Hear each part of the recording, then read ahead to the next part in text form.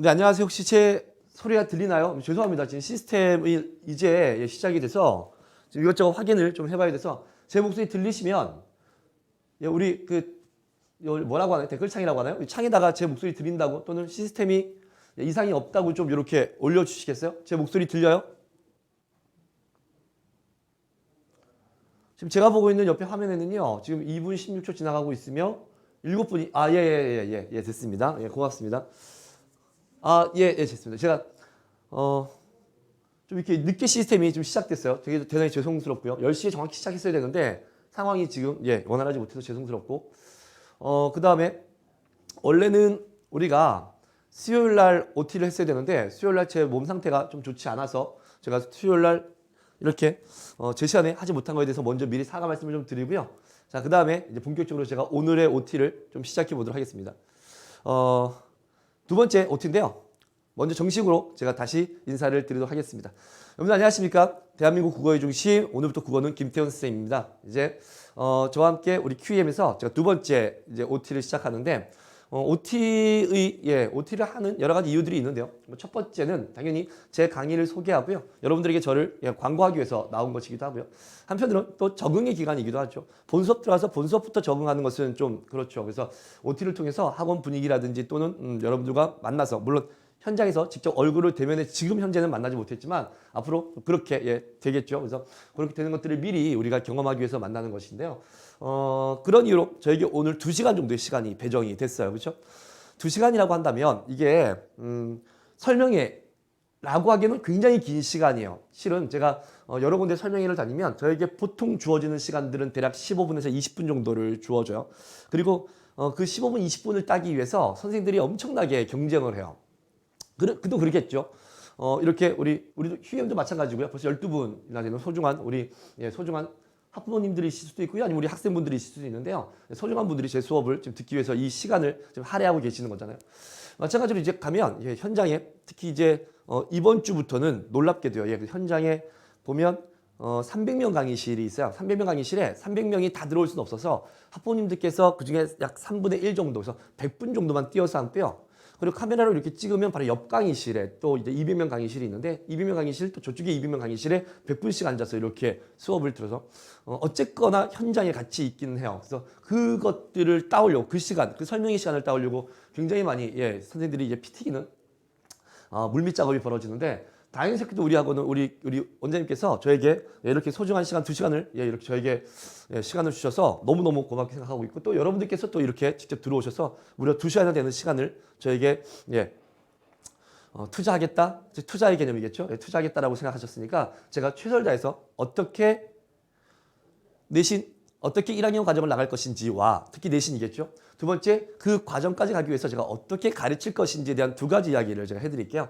시간은 2시간이지만 제가 OT이기 때문에 딱 2시간, 좀 2시간을 좀 넘어서 그러니까 2시간 딱 이렇게 하진 않을게요. 그냥 제가 하고 싶은 이야기, 제가 해야 되는 이야기들을 모두 끝내면 자연스럽게 수업은 종료가 될 겁니다. 그런 이유로요. 쉬는 시간은 의미가 없을 것 같아요. 괜히 무언가 2시간을 위해서 제가 쉬는 시간을 먼저 1시간 하고 쉬었다가 다시 와서 또 하는 것은 별로 지금 이 상황에서는 좋은 것 같지 않고요. 제가 한 번에 쭉 나가보도록 할게요. 쭉 나가서 모든 이야기가 끝나면 그러면 제가 당연히 모든 수업을 종료하고 질문을 받으면 되게 좋겠는데요. 상황에 따라서 제가 조금 더 적응이 되면 실은 아직도 이 시스템이 잘 적응이 안 되거든요. 제가 옆을 좀 봐야 되고 그다음에 이렇게 뭔가 화면에 쓰는 것을 좀 이게 좀 낯설긴 한데 만약에 여러 가지 상황이 허락된다면 제가 댓글을 통해서 또는 글을 통해서 질문도 한번 받아보도록 하겠습니다. 오늘 역시 멋있는 사진 하나 붙어 있죠? 이 얼굴이에요. 혹시 제가 마스크 쓰고 있어가지고 저 자식 이 그림과 이 사진과 얼굴이 다른 거 아니라고 하시는데요. 그렇지 않아요. 좀 같아요. 같은데 마스크를 좀 쓸게요. 실내에서는 마스크를 쓰는 것이 아무래도 그것이 훨씬 더 좋기 때문에 마스크를 쓰고 가겠습니다. 강의실에 저 혼자 있지만 학원 내부에 우리 여러 사람들이 있기 때문에 특히 이 강의실 안에서 혹시라도 잘못될 수 있으니까 제가 이렇게 하도록 하겠습니다. 대한민국 국어의 중심 오늘부터 국어는 누구나 김태훈이라고 되어 있고요. 제 OT를 지난번에 들었던 분이라고 한다면 이 사진 정도 다 보셨을 거고요. 죄송합니다. 제가 지금 이걸 누르면 되나? 이거 누르면 안 되는데. 제가 저번에 이걸 배웠었는데 오늘 이걸 좀 잘 이용을 못해요. 이거 누르면 되나? 됐네요. 네, 됐습니다. 가겠습니다. 양력은 됐어요. 양력은 이런 사람이에요. 보면 뭔가 굉장히 많죠. 다 현자 붙어 있죠. 전자 없어요. 전 안 쓰거든요. 전 쓸 거 없죠. 그래서 있는데 굉장히 많이 붙어 있는데요. 많이 붙어 있지만 별로 상관은 없어요. 왜냐면 당신 이렇게 많은 학원들 나갈 수 있습니까? 라고 하는데요. 이거 나가는 거 문제가 없죠. 왜냐면 여기는 요 세 개는 오전 타임 반이잖아요. 그렇죠? 요거는 오전 타임이어서 이렇게 네. 오전 타임 반이어가지고요. 됐죠? 요거는 이제 전부 다 조금 한 10분 15분 지나면 좀 익숙해질 겁니다. 제가 여기에 익숙해지면 좀 더 스피디하게 갈 수 있을 것 같아. 지금 또 역시 약간 좀 제가 이거 봐 또 뭐 어떻게 되니? 요거 누르면 되니? 예, 됐죠? 그래서 요 세 개는 예. 요 세 개는 우리 오전에 하는 거예요. 오전. 그래서 아침 8시부터 8시 어떤 학원은 8시 10분부터 시작하는 학원도 있고요. 어떤 학원은 9시에 시작하는 반도 있어요. 1교시가. 아무튼 그렇습니다. 8시 10분. 그리고 청소는 또 8시 20분에 8시 30분에 시작하네요. 아무튼 그래서 여기부터 해 가지고 한 3시 정도까지면 끝나요. 거기까지 하면 요거 다 끝나니까 끝나고 나머지 여기 이렇게 있죠. 여기가 이제 우리 오후 재학생 타임이 되죠. 그래서 재학생들 우리 여기 QEM에서 제가 수업을 할 거고요. 그리고 이강 대치강학원, 대치명인학원, 대치미래탐구라고 해서 이런 데서 제가 오후에 수업을 하고요. 그 다음에 제가 이번에 새롭게 하나 제가 여기 나왔는데요. 이투스 그로우라고 있죠. 온라인인데 제가 이번에 이투스 그로우 온라인에 제가 이제 이걸 입성이라고 해야 되나? 아무튼 이투스 그로우 온라인에서 강의를 하게 됐어요. 네, 그래서 제가 하고 있는 이 현장 강의를 직접 찍어서 이투스라는 플랫폼을 이용해서 현장에 직접 이렇게 보내주는 건데요. 우리가 지금 보고 있는 이 톡강하고 되게 비슷한 것이긴 하지만 주체는 이투스에서 한답니다. 아무튼 이렇게 해서 제가 이 정도 학원을 나가는데 이 정도 학원 나가는 걸 굳이 보여드리는 이유는 뭐냐면 이 학원들이 우리 QEM하고도 마찬가지지만 그냥 아무 강사나 쓰는 그런 학원은 아니라는 거예요. 그래서 강사들이 보통 이렇게 양력을 주는 이유는요. 내가 이런 학원들을 나간다는 것은 이미 여러 학원들에서 내가 검증이 되었다라고 하는 것들을 보여드리려고 하는 거거든요. 그래서 여러분들은 이제 저를 처음 봐서 어디서 듣보잡일 수 있겠지만 그래도 꽤 밖에서는 좀 인정받고 있는 강사니까 아마도 강의 또는 제가 수업을 하는 여러 가지 것들이 여러분들에게 충분히 잘 도움이 될 거라고 믿어 의심치 않습니다. 그러고 나서 제가 이제 본격적으로 좀 이야기를 해보면 이제 우리가 지금 하려고 하는 것이 바로 이 과정이거든요. 중학교를 넘어 고등국어로 이제 넘어가려고 하는 거예요. 중학교를 넘어 고등국어라고 하는 것이 되게 거창해 보이긴 하지만 사실 그렇게 어차피 국어라고 하는 공통 분모가 있기 때문에 거창스러운 건 아니에요. 그럼에도 불구하고요. 아주 중요한 차이점 하나를 좀 기억해 둘 필요가 있어요. 뭐냐면 중학국어를 넘는다는 것이거든요. 이 중학국어를 넘는다는 이 개념이 되게 중요할 것 같아요. 왜냐면 중학국어라고 하는 것은요. 제가 직접 중학생을 가르치진 않았지만 당연히 고등학교 수업을 하기 위해서 고등학생들 수업을 하기 위해서 중학교 교과서를 제가 봤죠. 근데 중학교 교과서는요. 일단 기본적으로 수준이라고 할까요? 그 내용의 수준이라고 하는 것이 우리가 국어에서 다루고자 하는 것들의 기초 단계예요. 기초 단계. 그러니까 뭐라고 할까요? 최소한 이 정도는 우리가 확인하면 돼요 정도거든요. 그래서 어쩌면 이런 느낌을 받을 수 있죠. 우리가 나이가 들어가면서 좀 자라면서 이렇게 내 머리가 이렇게 같이 따라서 자라게 되겠죠. 그래서 우리가 흔히 느끼는 게 바로 뭐냐면 이런 것들이잖아요. 중학교 1학년 때는 잘 이해가 안 됐으나 중학교 2학년 올라가면 어쩌면 저절로 이해가 되는 것들. 그렇죠? 그건 그 내용 자체, 다시 말하면 중1 때 배웠던 내용 자체는 사실 여전히 그대로 머물러 있는 거잖아요. 그거는 그냥 고정되어 있는 거니까. 그럼에도 불구하고 왜 그때는 이해가 안 됐는데 지금은 이해가 될까라고 한다면 그건 나의 이성, 다시 말하면 내 뇌가 자라는 거거든요. 그렇게 우리의 이성, 우리의 뇌는 쭉 자라가는 거 있어요. 그렇죠? 됐죠? 그런데 여기에 맞게끔 수준이 이렇게 올라가면 여러분들은 계속 좀 어렵게 공부할 수 있는데요. 대다수의 분들 같은 경우는요. 그냥 이래요. 내가 만약 이게 중학교 1학년 정도의 내 뇌가 자라는 기간이라고 한다면 실제 중학교 1학년 교과서를 보면 한 이 정도의 난이도를 갖고 있다는 거죠. 이게 마찬가지로 한 이 정도를 갖고 있어요. 아닌데요, 선생님. 저 중학교 그거 되게 어려웠는데요 라고 하시는 분들이 계신다고 한다면 그분들의 10중 8구는 아마도 뭐 때문에 아마도 수업을 잘 듣지 않았거나 또는 공부를 그냥 하지 않았기 때문이에요. 그러니까 하지 않은 것과 못하는 건 굉장한 차이죠.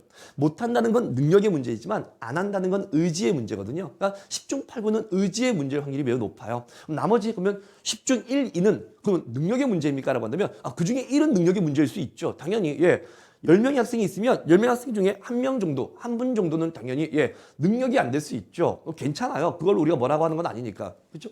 그런데 나머지 한 분 정도는 뭐가 되는 거냐면요. 그분은 올바르게 배우지 못했다라고 말하는 게 맞을 거예요. 그러니까 소위 10 중에 9분 정도는요. 그냥 나의 능력이 안 되는 게 아니거든. 그러니까 보통 대다수의 분들 같은 경우는 그냥 그 중학교 수준보다 내 머리가 더 좋아요. 그래서 그냥 교과서를 한번 읽어보거나 또는 학원을 다녔다고 한다면 학원에서 선생님들이 뭐 밑줄 쳐 뭐 해라고 알려주고요. 그 다음에 문제집 한 권 정도 또 문제집 한 2권 정도 풀어보면 그렇죠? 한 단원당 30문제, 40문제? 그럼 보통 한 5단원 정도 본다고 한다면 한 150문제쯤 될 거니까 그 정도 풀어보면 보통 그 안에서 문제의 해결이 이루어져요. 그럴 수밖에 없겠죠. 왜? 그 중학교 수준에서 우리에게 요구하는 것이 바로 기초 단계니까. 그러니까 그걸 가르치는 선생님들께서도요. 훨씬 더 어려운 문제를 낼 수 있으나 그 어려운 문제까지 내는 것이 우리의 교육 과정이 아니기 때문에 안 내는 거예요. 내지 않습니다. 물론 전국에 있는 학교들을 다 하나하나 훑어본다고 한다면 분명 그 과정을 뛰어넘는 문제를 내는 선생님도 또는 학교도 있을 수 있겠죠. 뭐 그걸 단정할 수 있는 건 아니죠. 더군다나 또 제가 전국에 있는 모든 학교의 중학교 문제를 다 볼 수 있었던 것도 아니고요. 현실적으로 불가능하니까. 그러나 보통 제가 느꼈던 대다수는 그렇습니다. 그런데요. 고등국어는 이제 그렇지 않아요. 이제부터는 무슨 싸움을 하기 시작하냐면 너의 머리 싸움을 하기 시작해요. 그리고 얼마나 효율적으로 잘 배웠는가. 그리고 그 선생님이 잘 배워서 그걸 얼마나 잘 이용해 먹고 적절하게 활용할 수 있는지 등등을 묻게 됩니다. 그러니까 난이도가 중학교 국어보다 조금 더 많이 높아지죠. 조금 더 많이 높아진다는 의미는 이제 여러분들은 고등학생이 될 거기 때문에 이렇게 역시 뇌는 잘할 거죠. 그러면 우리의 기존대로라고 한다면 당연히 한 이쯤에서 국어가 뭐해줬어야 되는데 국어의 난이도가 올라가 줬어야 되는데요. 안타깝게도 이제 국어의 난이도는요. 여러분들에게 딱 맞는 정도로 올라갈 거예요. 그런데 맞는 정도로 올라갔으면 문제가 없는 거 아닙니까? 라고 말씀할 수 있는데요. 그게 또 문제가 돼요. 왜냐면 사람이란 습관이라는 게 있어서 봐봐요. 난 중학교 1학년, 2학년, 3학년을 쭉 거쳐오면서 국어라는 과목은 내 능력이 이만큼인데 내가 이 정도만 공부하면 됐다라고 하는 것이 중학교 1학년 중간, 1학기 기말, 중학교 3학년 1학기 중간 기말, 2학기 중간 기말 등까지 쭉 올라오는 거죠. 그렇게 무려 몇 번? 12번의 시험이 여러분들에게 습관으로 배어 있습니다. 그리고 그 습관이 이번 고등학교 1학년 1학기 중간고사에 작용할 확률이 매우 높겠죠. 물론 그 사이에 선생님들은 이렇게 말하겠죠. 여러분들 고등국어는 중학국어는 많이 다릅니다. 매우 중요하니 대비를 잘해야 됩니다라고 하지만 그 3년 12번의 시험의 습관은 여러분들을 쉽게 바꿀 수 없을 거예요. 그렇죠? 그래야 첫 번째 시험을 딱 보는 순간 뭐지? 선생님 저는요 중학교 때까지 난 한 번도 90점 이하로 떨어져 본 적이 없습니다. 그런데 이번에 처음으로 정말 지옥 같은 점수를 맞았어요. 몇 점 나왔는데 저 무려 70점이에요. 라고 나온 이유가 바로 여기서 기인하는 거야. 다시 여러분들 내가 하는 이야기들을 잘 집중해서 들으셔야 돼요. 분명 내가 뭐라고 했냐면 여러분들의 머리도 올라가고요. 그리고 고등학교 1학년의 국어 수준은 여러분들의 그 머리 수준과 비등할 거야. 같을 거라고 얘기했습니다. 그러면 당연히 우리는 뭐 해야 되는데 잘 해야 되는데 못한다는 거죠. 이해됐어요? 뭐 때문에? 습관 때문에. 그런데 이걸 조금만 바꿔보면 내가 이제 진짜 정신 차리고 국어를 준비해야 되겠구나. 내가 고등국어는 누구나 다들 하나같이 다르다고 말했고 그렇다면 모두가 그렇게 말했다고 한다면 진짜 다른 거니까 내가 최선을 다해야겠구나 라고 마음 먹고 따라오신다면 여러분들의 수준과 똑같을 거라는 거야. 다시 말하면 결코 어려운 과목은 아니라는 거죠. 아니요. 결코 어려운 과목이라는 표현도 잘못됐어요. 그냥 여러분들이 그냥 하는 과목 이건 뭐 충분히 무언가를 점수를 또는 무언가 등급을 이뤄낼 수 있는 과목 정도밖에 안 되는 정도예요. 내 말의 의도를 이해할 수 있겠죠. 네, 바로 그 정도의 국어를 여러분들이 이제 공부하셔야 돼요. 이해됐어요? 더군다나 고등학교 1학년 국어는요. 고1 국어는 아직 국민 공통 기본 소양에 해당하기 때문에 역시 마찬가지로 학교 시험 문제는 조금 어렵게 수준을 낼 수는 있겠으나 학교에 따라서요. 고등학교 시험 문제는 제가 조금 더 많이 받겠죠. 중등부보다. 아니요. 훨씬 더 많이 받겠죠. 그리고 이 지역에 있는 학교들의 문제들도 좀 이따 제가 보여드리겠지만 제가 꽤 제법 많이 받고 그리고 작년 것, 재작년 것, 그 전년도 것에서 2020, 2019, 2018까지 제가 3년간의 문제를 제가 쭉 확인했거든요. 여러분들 교과서가 그러니까 보면 공통 기본 소양이기 때문에 역시 교과서의 난이도랄까요? 교과서의 난이도는 그렇게 뭐하지 않다? 아주 높지 않아요. 됐습니까? 자, 무슨 말이냐면 이렇게 한번 이해해 보시면 돼요. 고등학교 1학년은요. 그 교과서 한 권이 있습니다. 그 교과서 한 권인데 물론 교과서마다 페이지는 조금씩 다르긴 하겠으나 보통 한 320페이지 정도를 전후합니다. 됐죠? 꽤 두꺼운 것 같죠? 근데 두꺼워도 별거 없는 게요.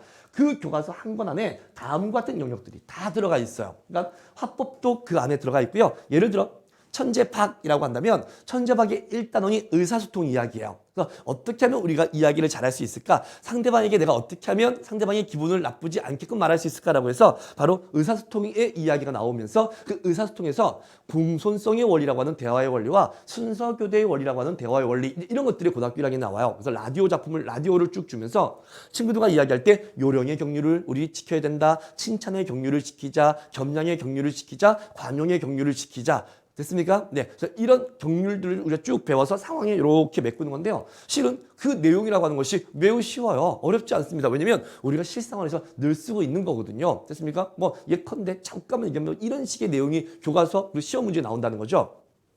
친구들과 대화를 나눌 건데 A라는 학생과 B라는 학생이 있어요. A는 이렇게 말합니다. 야, 내일까지 발표니까 너 이 파트 준비해와. 이렇게 말하는 A가 있고요. 두 번째는 뭐라고 하냐면 내일까지 발표 마감이니까 내가 이러이러한 걸 준비할 테니 너는 이것만 준비해주면 안 되겠니? 이렇게 말하는 방식이라는 거예요. 됐습니까? 이제 요게 우리 교과서 개념으로 하면 요령의 경륜 뭐 이런 거거든요. 뭐냐면 상대방의 부담은 낮추고 나의 부담은 올린다. 상대방의 이익을 올려주고 나의 이익은 낮춘다 이런 거거든. 그러니까 말할 때 뭐 하는 거냐면 야, 너 이거 다 준비해와 라고 하면 상대방이 기분 나쁘다는 거예요. 근데 그런 개념을 모른다 하더라도 지금 딱 말을 들어봐도 A보다 B가 훨씬 더 낫다는 거잖아. 그러니까 이렇게 우리가 받아들여지면서 공부를 하면 되는 거거든요. 그러니까 그 정도의 합법 수준이 나와요. 그리고 그 정도 수준의 작문이 나옵니다. 그런데요.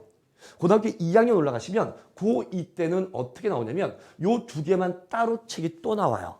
우리 그거를 심화 선택 과목이라고 해서 화법과 작문이라는 책이 나오죠. 다시 이 문법인데 우리 이제는 문법이라고 하지 않죠. 제가 문법이라고 쓴 이유는 여러분들이 이 문법이라는 표현이 훨씬 더 훨씬 더 나으니까 제가 이걸 쓴 거예요. 요즘에는 문법이라고 쓰지 않고 이거를 뭐라 쓰냐면 언어와 매체에서 언어라고 쓰거든요. 근데 언어라고 써버리면 여러분들이 좀 낯설어서 제가 문법 썼는데요. 2학년 올라가시면 언어와 매체라고 하는 것이 있어요. 언어와 매체 이렇게 해서 요 책이 또 한 권이 나와요. 됐습니까?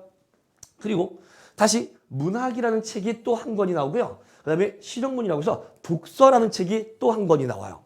그러니까 우리는 지금 이 영역들을 한 권에 배우죠. 영역을 나눠볼게요. 하나, 둘, 셋, 넷, 5개. 그럼 요거를 대략 5개로 나눠주면 한 개당 몇 페이지씩? 대략 60페이지쯤 됩니다. 좀 두꺼운 책 같은 경우는 70페이지쯤 될 텐데요. 보통 60페이지 정도가 한 챕터의 개념이에요. 물론 여기에는 비중의 차이가 있겠죠. 예를 들어 문학이 조금 더 많을 거고요. 그 다음에 화법이 좀 더 적을 거다라는 차이는 있겠으나 평균적으로는 그렇습니다. 그렇죠? 그런데 2학년 올라가시면요. 요 화법과 작문만 대략 한 220페이지에서 250페이지예요. 무려 4배 이상 올라가잖아요. 4배 맞죠? 64, 24. 그러니까 이해되니? 그러니까 내가 2학년 얘기하고 싶은 게 아니라 고1 과정은 역시 마찬가지로 비록 중학교보다 수준이 올라가긴 하지만 그 올라가는 수준 정도라고 하는 것이 결코 여러분들의 뇌가 커진 것을 능가하는 수준은 아니라는 거예요. 내 말 이해되죠? 고등학교 2학년 올라가면 당연히 그때부터는 심화 선택이기 때문에 꽤 제법 어려워지긴 하겠지만 어쨌든 우리 고등학교 1학년 과정은 거기까지 올라가지 않는다는 거죠. 그래서 우리가 충분히 대비하고 할 수 있는 영역인 거예요. 그런데 제가 지금 어떤 얘기를 이제 본격적으로 해드리고 싶으냐면 그래서 제가 지금 말했던 것 이거는 고1 과정을 공부할 때 보편적으로 이렇게 하라는 거거든요. 교과서 작품 이해를 바탕으로 출제가 된다는 거고요. 교과서 작품과 연관된 외부 작품도 출제가 된다는 거고요. 보통 문제 그렇게 내거든요. 개념에 대한 정확한 이해를 확인하고요. 개념과 개념의 융합적 사고력을 물어봅니다. 이게 이제 고등학교 우리 전국에 있는 모든 보편적 고등학교의 수업 방식이거나 또는 문제 출제 방식이 바로 이런 식이에요. 그래서 대비를 굳이 한다고 한다면 당연히 교과서 작품을 완벽하게 분석할 필요가 있다는 거 하고요. 외부 작품을 스스로 분석할 수 있는 힘을 길러야 되는 거고요. 개념어 이해와 용어 암기 필요하고요. 그냥 다 1대1 대응이죠. 개념을 적용할 수 있는 실전력이 필요하다고 했는데요. 됐어요. 지금 이거는 그냥 보편적인 거고 지금 실전으로 넘어가려고 하는 거거든요. 이제 제가 잘 해드릴 수 없으니까 혹시 이 안에 없는 학교도 아무 걱정 마시고요. 저희가 우리 수업을 듣는 분들의 학교들을 다 철저하게 분석해서 갈 거니까 아무 신경 쓸 필요 없습니다. 보세요. 예를 들어 제가 삼육고등학교 거를 한번 봐봤어요. 뒤에 보면 이제 수태고도 나오고요. 동아고 나옵니다. 조금만 기다려주세요. 삼육고 문제를 2020년, 좀 화면 흐리지만 그냥 보세요. 이게 뭐 여러분들 이거 지금 보려고 하는 게 아닙니까?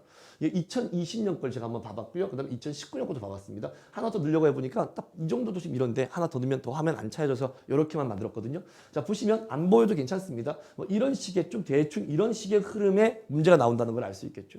보니까 뭘 물었냐면 여기서는 이걸 물었어요. 십진분류법에 대한 설명으로 알맞은 것이라고 물었어요. 도서분류기호라고 하는 거죠. 그 다음 여기서는 뭘 물었냐면 글쓰기 과정을 물어봤습니다. 됐어요? 자, 그 다음 여기서는 뭐냐면 시들을 쭉 나열해 줬는데요. 이 중에서 여러분들 교과서에 있는 시는 뭐냐면 요 시가 교과서에 있었고요. 여러분들 그다음에 요 시가 교과서 보충 활동에 있어요. 그러니까 본문에 있는 것이 아니라 뒤로 넘기면 보충 학습에 바로 여기에 있고요.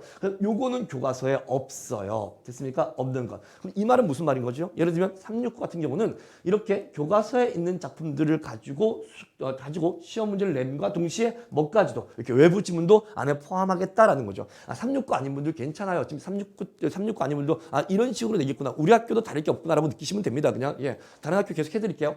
그 다음에 문제를 보시면 여기 보시면 뭔가 쭉 이렇게 나오는 거 보이죠? 이게 뭐냐면 미추진 대상 간의 관계가 두터비 파리 백성울 간의 관계와 가장 유사한 것이라 불어서 다른 작품들을 이렇게 줬어요. 됐어요? 바로 이게 고등학교 시험 문제의 핵심이라는 거거든요. 무슨 말인 거냐면 당연히 개념 물어야죠. 내가 교과서로 개념을 공부했다면 그 개념을 잘 숙지하고 있는지 물어볼 수밖에 없는 거죠. 이건 뭐 꼭 어느 특정 학교만의 문제는 아닌 겁니다.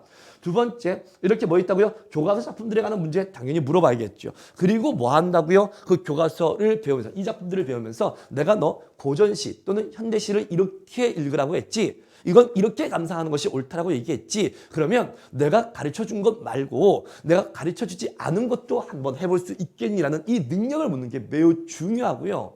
그리고 바로 지금처럼 이렇게 뭐 한다고요? 소위 말해서 작품 간의 비교 능력이라고 하는 뭐 이거 비판적 사고도 가능할 수 있겠고요. 혹은 이걸 창의적 사고도 가능할 수 있는데요. 이제 근데 이런 겁니다. 네가 A라는 시를 읽었어? 네, 읽었습니다. 그렇다면 이 A라는 시를 혹시 영화로 바꿔볼 수는 없겠니? 혹시 이걸 내가 드라마로 만든다고 한다면 너는 어떻게 만들면 좋겠다고 생각하니? 이런 것들 됐습니까? 다시 말하면 사고의 영역을 넘겨보는 것들이 매우 중요해져요. 그리고 실제로 오늘날 이 사회가 요구하는 것들이 바로 그런 것이기도 하고요. 국어 과목은 철저하게 거기에 맞게끔 발전하는 거거든요. 그래요. 이 369 문제를 제가 쭉 분석해 보니까 이렇게 돼요. 제시문은 교과서 지문으로 출제가 됩니다. 됐죠? 그러나 여기에 플러스 뭐가 있다고요? 바로 외부 지문을 제시해 주고 있다는 건데요. 문제는 내신형 문제와 수능형 문제를 적절하게 섞어서 출제하고 있구나라는 걸 저희가 발견하는 거죠. 그 다음에 여기인데요. 문제를 만들 때 보기 문제를 최대한 활용합니다라는 것도 발견이 되는 거야. 그러면 이제 이 369 가는 친구들을 우리가 대비한다면 이렇게 해주겠네. 먼저 첫 번째 1번 뭐 할 거예요? 교과서 분석을 철저하게 해드리겠죠. 그리고 개념들이 철저하게 머릿속에 숙지가 되어 있는지 우리는 매주 테스트를 통해서 확인해 주겠죠. 내 말 이렇게 따라와요. 그 다음 문제를 여러분들에게 숙제로 제공해 줄 때 당연히 단답형 문제를 주긴 줘야겠지만 최대한 어느 쪽으로 보기 문제를 활용하는 쪽으로 문제를 제공해 드려야겠죠. 그래야지만 369를 대비할 때 또 여러분들이 학교 가서 시험 볼 때 낯설지 않게 받아들일 수 있을 테니까 난 이런 유형 유형 많이 풀었어. 이런 유형 유형을 대비하는 법도 난 알고 있어까지 만들어 드려야 되겠죠. 그럼요. 상황을 알았으면 거기에 대비를 시켜드리는 것이 저희가 할 일이니까요. 그 다음에 봅시다. 문제 길이가 길어요. 그래서 생각할 것들이 굉장히 많습니다. 그러면 자연스럽게 뭐가 따라오죠? 난이도가 상승해요. 이 말의 의미는 무엇이냐? 여러분들을 안심시켜 드리는 거예요. 근데 충분히 어렵게 가르치죠? 그러니까 쉽게 가르쳐야 될 필요가 없는 거죠. 학교 시험지가 어려우니까 역시 우리도 어렵게 가르쳐야 되겠죠. 그래서 어렵게 가르치는 것에 익숙해져서 그 문제의 난이도가 나에게 결코 어렵지 않게끔 만들어주는 것이 우리의 목적이고요. 그리하여 여러분들이 시험 끝나고 나서 선생님 저 3개나 틀렸어요 라고 할 때 아니야. 학교 문제의 난이도가 어렵기 때문에 3개를 틀렸다는 건 1등급 안에 들어올 가능성이 매우 높다라고 여러분들을 안심시켜 드릴 수 있는 정도의 난이도가 그렇게 우리가 상황을 만들어 드릴 수 있죠. 그래서 충분히 준비해도요. 그러니까 저랑 같이 충분히 준비해도요. 시험장에서 결국 그 보기를 뭐 해야 된다고요? 새롭게 읽어야 하기 때문에 시간 부족이 가장 난제다라고 하는 거죠. 그럼 이제 우리는 어떻게 할 거냐? 우리는 잠깐만 앞으로 다시 갈게요. 보시면 여러분들 괜찮아요. 네, 개념 문제 하나거든요. 개념 문제 하나인데 뭐 했다고요? 이렇게 다 답지를 2줄 또는 3줄로 준다는 거죠.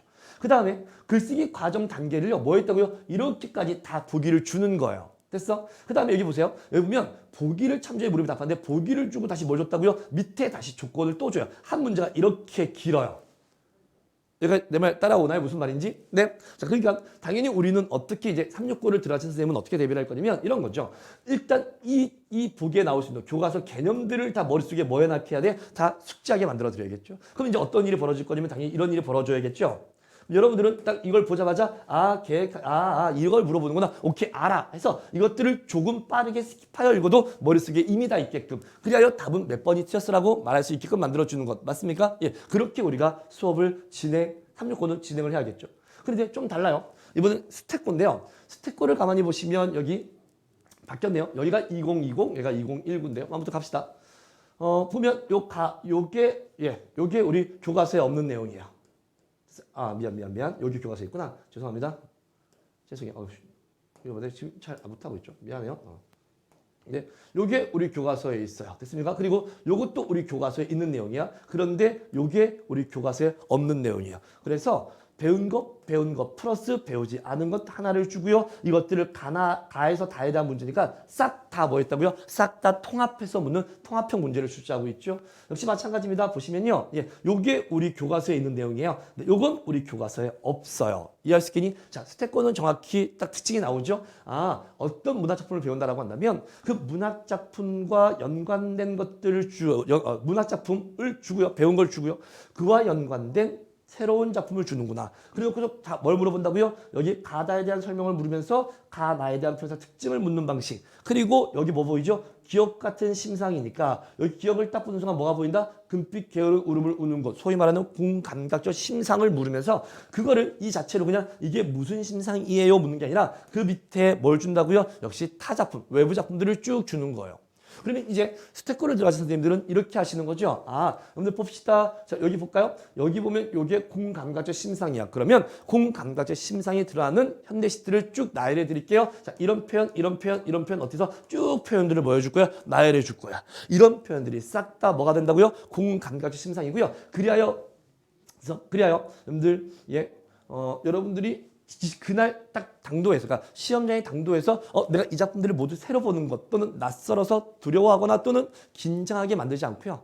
우리는 최대한 이 모든 것들을 싸그리 다 뭉쳐서 가르칠 거예요. 예를 들면 이런 거죠. 스택고의 문제로 나오지 않았는데요. 정종의 향수가 나왔죠. 그럼 우리는 뭐도 가르칠 거냐면 정종의 향수, 그 다음에 정종의 고향도 가르칠 거예요. 됐습니까? 그 다음에 정종의 향수와 정종의 고향만 아니요. 이 고향과 관련되어 있는 모든 작품들을 쫙 나열해 드릴 겁니다. 그러면 당연히 뭐 주제별, 일치, 불일치를 같이 배우겠죠. 5장 안에 고향 앞에서라는 수능 작품까지 가르칠 거예요. 그래서 이렇게 고향을 그리워하는 사람 또는 고향으로 갔지만 고향을 가지 못하는 사람 등등등 이런 다양한 사례들을 다 보여드려서 여러분들이 수능 시험장에 최대한 낯설지 않게끔 만들어 드려야겠죠. 스택고는 다음과 같더라고요.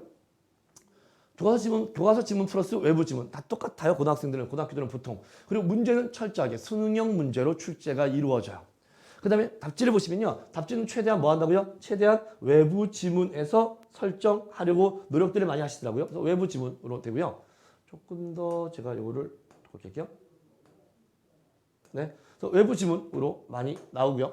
그 다음에 또 중요한 게 뭐죠? 단원 간 통합 문제도 제시가 되고 있습니다. 단원 간 통합 문제라고 하는 건 무슨 문제냐면 봐봐. 현대시 문제를 내면서 거기다 뭘 준다고요? 문법 문제까지 주고 있어요. 그래서 그 지문 자체가 현대시 파트거든요. 그래서 현대시 1번부터 4번 문제인데 요 3번 문제에다가 뭘 주고 있냐면 다음 현대시 요 A에서 쓰여 있는 요 표현과 같은 문법을 찾으라고 물어봐요. 그래서 앞에 나왔던 369는요. 단원 간 통합은 없었어요. 그러니까 뭐냐면 만약에 문학이라고 한다면 문학에서만 낯선 작품을 가지고 와서 문학에서만 처리가 돼요. 그런데 우리 스택고 분들은요. 문학 파트임에도 불구하고 뭐 한다고요? 그 문학 파트에서 문법 문제를 출제하고 있더라고요.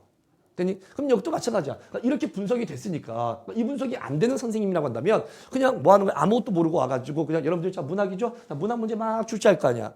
그래서 혹여 누군지 난 모르니까 그냥 혼자 얘기해 보면 혹여나 이러겠죠. 그냥 자, 문학에서는 문법 안 나오고요. 문법은 문법 단어에서 나오니까라고 한다면 스택고는 아닌 거죠. 369는 그렇게 가르칠 수 있는데요. 스택고는 기출문제에서 이미 이런 상황을 보여주고 있으니까 내가 지금 문학 파트를 배우고 있지만 이 문학 파트에서 필요한 것들은 문법 몇 가지를 좀 배워야 되겠구나라고 하는 거죠. 됐습니까? 네. 그 다음에 개념감 통합 문제로 사고력이 높아지겠죠? 그렇죠. 문법 파트에 문법을 묻는 것이 아니라 문학 파트에서 문법을 물었으니까 여러분들은 그걸 찾을 수 있는 아주 근본적인 실력 자체를 길러야 되겠죠. 따라서 충분히 대비를 한다면 그냥 시간 문제는 없다. 아까 369는 지문들이 기니까 뭐 한다고요? 그거를 읽느라고 가서 그걸 읽느라고 시간 부족에 걸릴 수 있지만 스택권은요 그렇지 않아요. 그냥 이 개념들을 완벽하게 익히고 있고 개념감 통합 사고력 문제들을 풀어본다면 그럼 시험장 가서 그냥 문제를 바로바로 풀 수 있는 그런 문제 유형들로 되어 있으니까 아 시간 문제는 없구나. 그렇다면 이제 우리가 여러분들에게 스택권 분들에게 접근하는 방식은 첫 번째 1번 먼저 교과서를 완벽하게 가르쳐야겠죠. 당연하죠. 그건 내가 좀 이따 이제 어떻게 할 건지 좀 이따 할게요. 그리고 내가 아까 말씀드렸다시피 교과서와 관련된 외부 지문을 뭐 할 거라고요? 그물망을 훑듯 할 거라고요. 주제별 일치 작품 쭉 나열할 거고요. 표현상, 형식상 특징 쭉, 공통점 쭉 나열할 거고요. 여기까지 이해됐습니까? 그리고 그 작가의 비슷한 다른 작품들도 외부에서 가져와서 여러분들이 학교 시험장에 가서 이 작품 내가 봤던 것, 이거 내가 공부했던 것 제가 이렇게 느껴지게끔 그물망으로 외부 지문을 다 훑어내 주겠죠. 됐어요? 네. 조금만 더 가볼게요.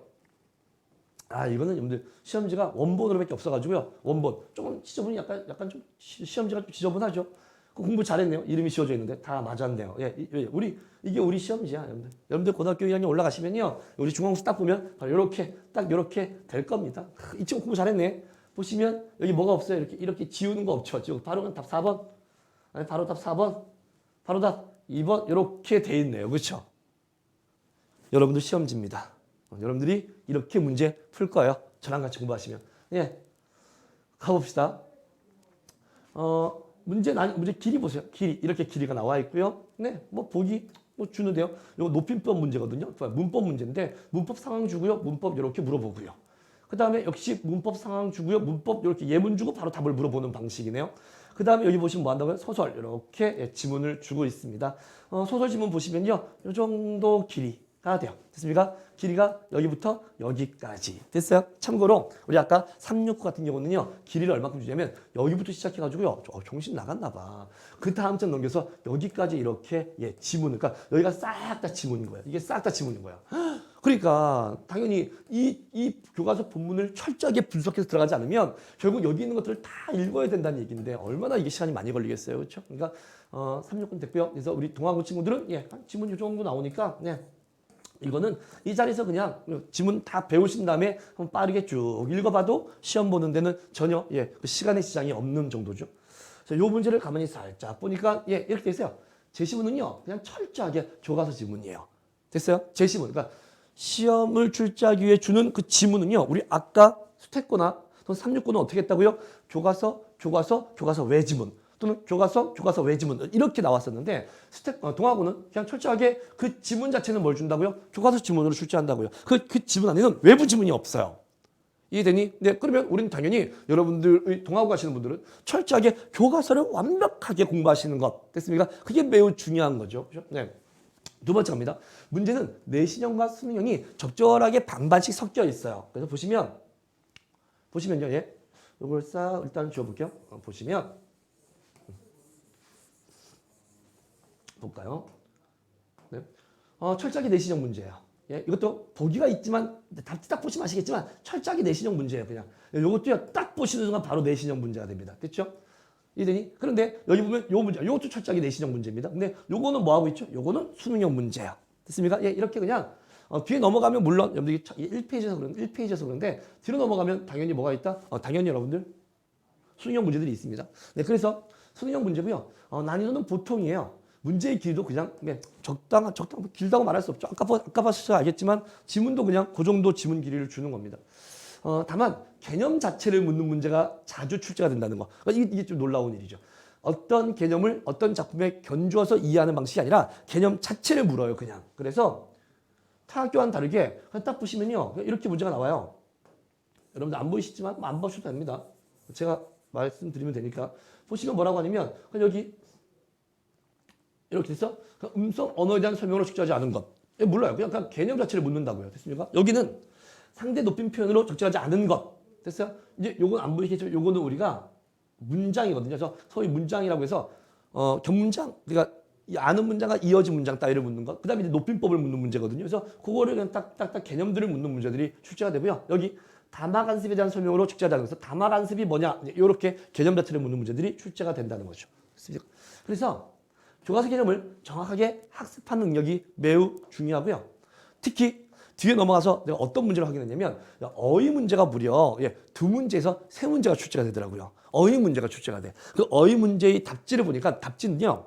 한 3개 정도는 어디 있었냐면 3개 정도는 평균이라는 거예요. 이 교과서, 학교 교과서면 교과서 글들이 막 있으면 요 밑에 보면 이렇게 해가지고 여기다가 뭘 주죠? 이렇게 단어 뜻풀이, 어려운 단어 뜻풀이 주잖아. 여기 있는 것들을 한 3개 주더라고요. 그리고 한 답지 1개 또는 2개 정도는요. 여기에는 없어요. 없는데 아마 학교 선생님께서 따로 뭔가를 알려주는 것인 것 같아요. 그래서 그렇게 해서 어휘 문제를 단독으로 출제하는 문제들까지 동아고에서는 매해 2문제, 3문제가 보인다는 걸 확인할 수 있죠. 당연히 이제 동아고를 담당하시는 우리 선생님들께서는 어떻게 하실 거냐면요.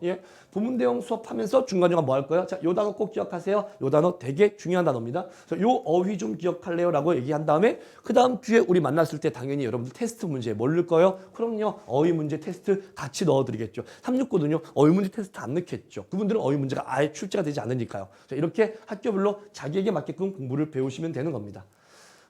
저희 마지막 학교인데요. 와부고입니다. 물론 이거 말고 다른 고등학교 많이 있겠죠. 구리고도 있고요.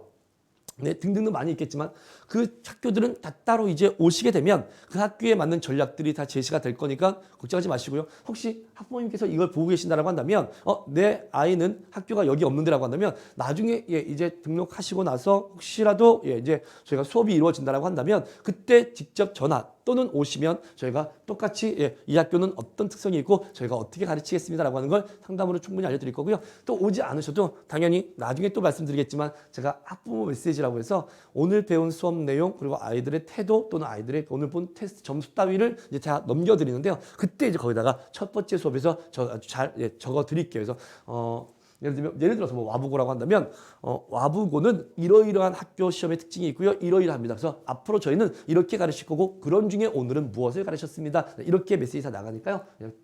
혹시 제가 오늘 하는 이 예시 중에서 우리 혹시 본인 또는 우리 어머님 자녀분들의 학교가 없다고 해서 크게 걱정하실 필요는 없겠습니다. 자, 이번에 와부고인데요. 역시 와부고도 보시면 딱 먼저 지문 한번 볼래요? 지문이 이렇게 나와요. 보시면 김광교 상행이라는 작품이 나오고요. 그 다음에 장정일 하수이라는 작품이 나옵니다. 그 다음에 사설시조 하나가 나오고요. 보리타작이 나오는데요. 놀라운 게 뭔지 아세요? 이거 교과서에 다 없어요.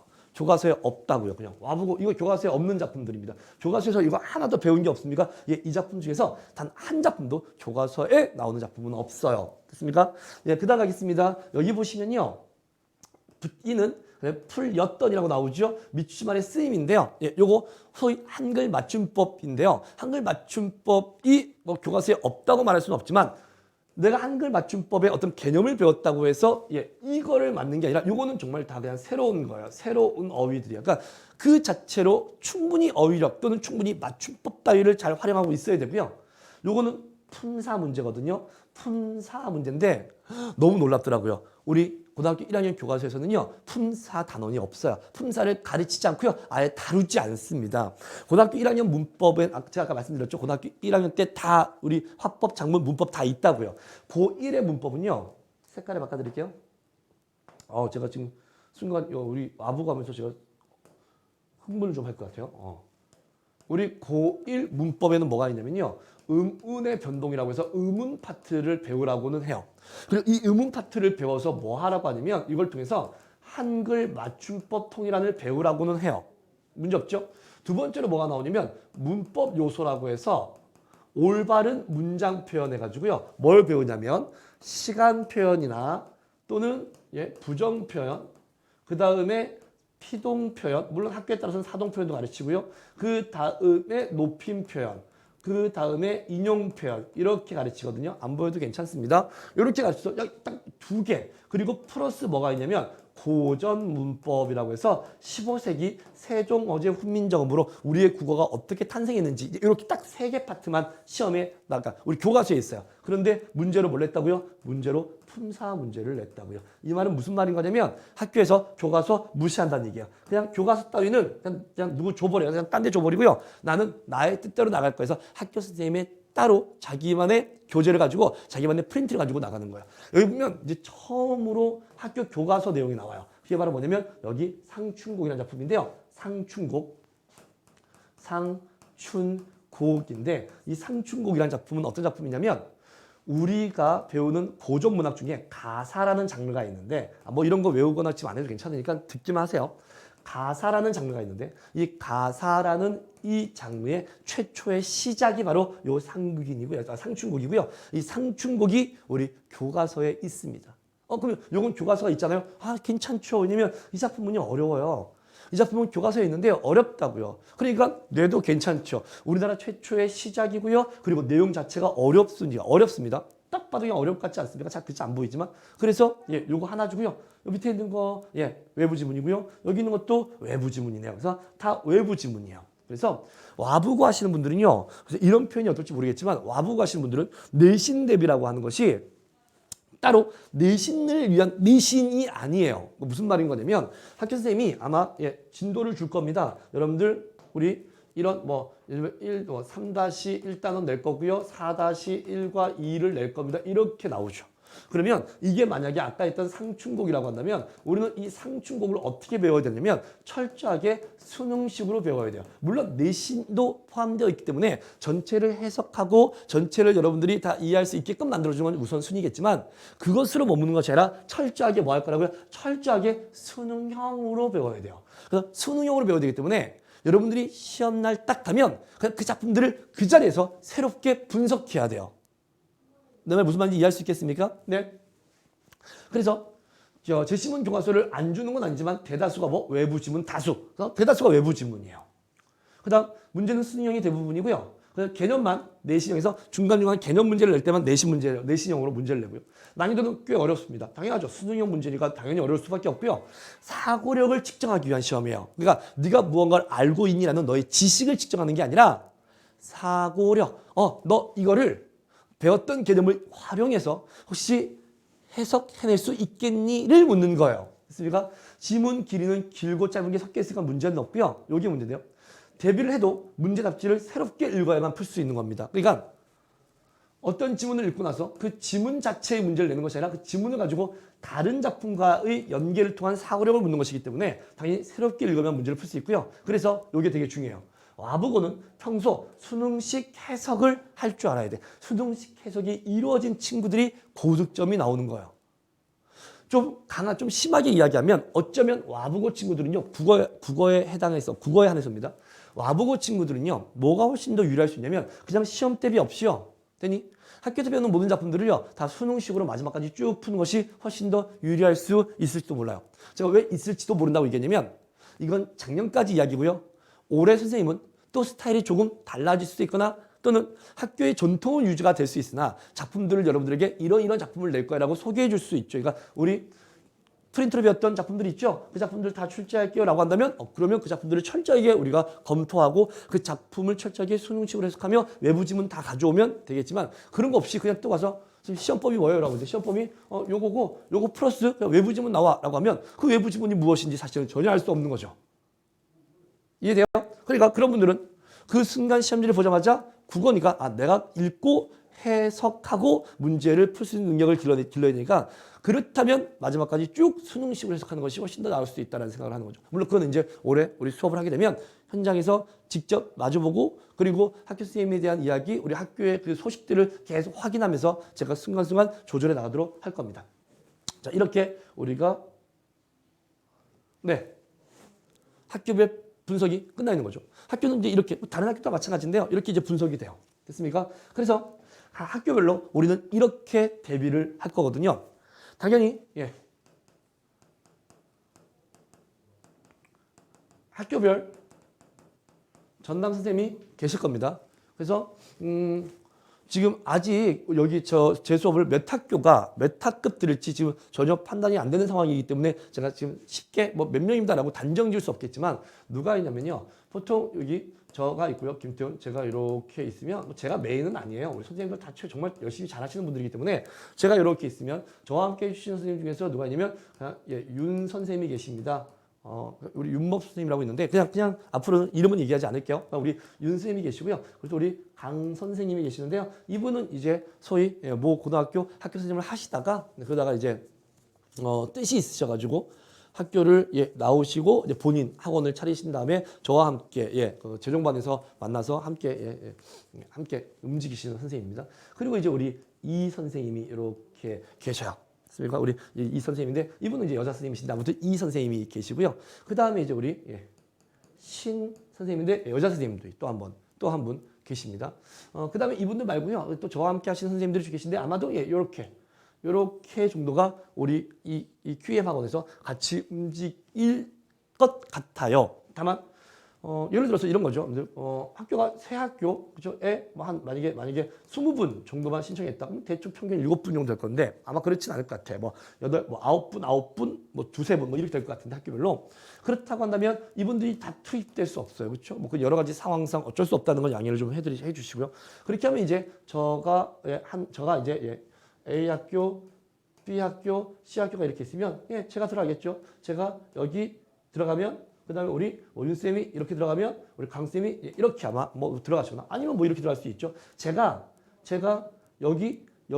여기를 다 들어가고요. 그 다음에 우리는 2인 1조니까 내신 대비인데 내신 대비할 때 그리고 이제 제가 다 들어가고 여기 우리 윤쌤 들어가고 여기 우리 강쌤 들어가고 여기 이쌤이 이렇게 들어가거나 아니면 뭐 두 분만 오신다라고 한다면 여기 윤쌤, 강쌤 또는 뭐 윤쌤, 강쌤 이렇게 들어가시겠죠.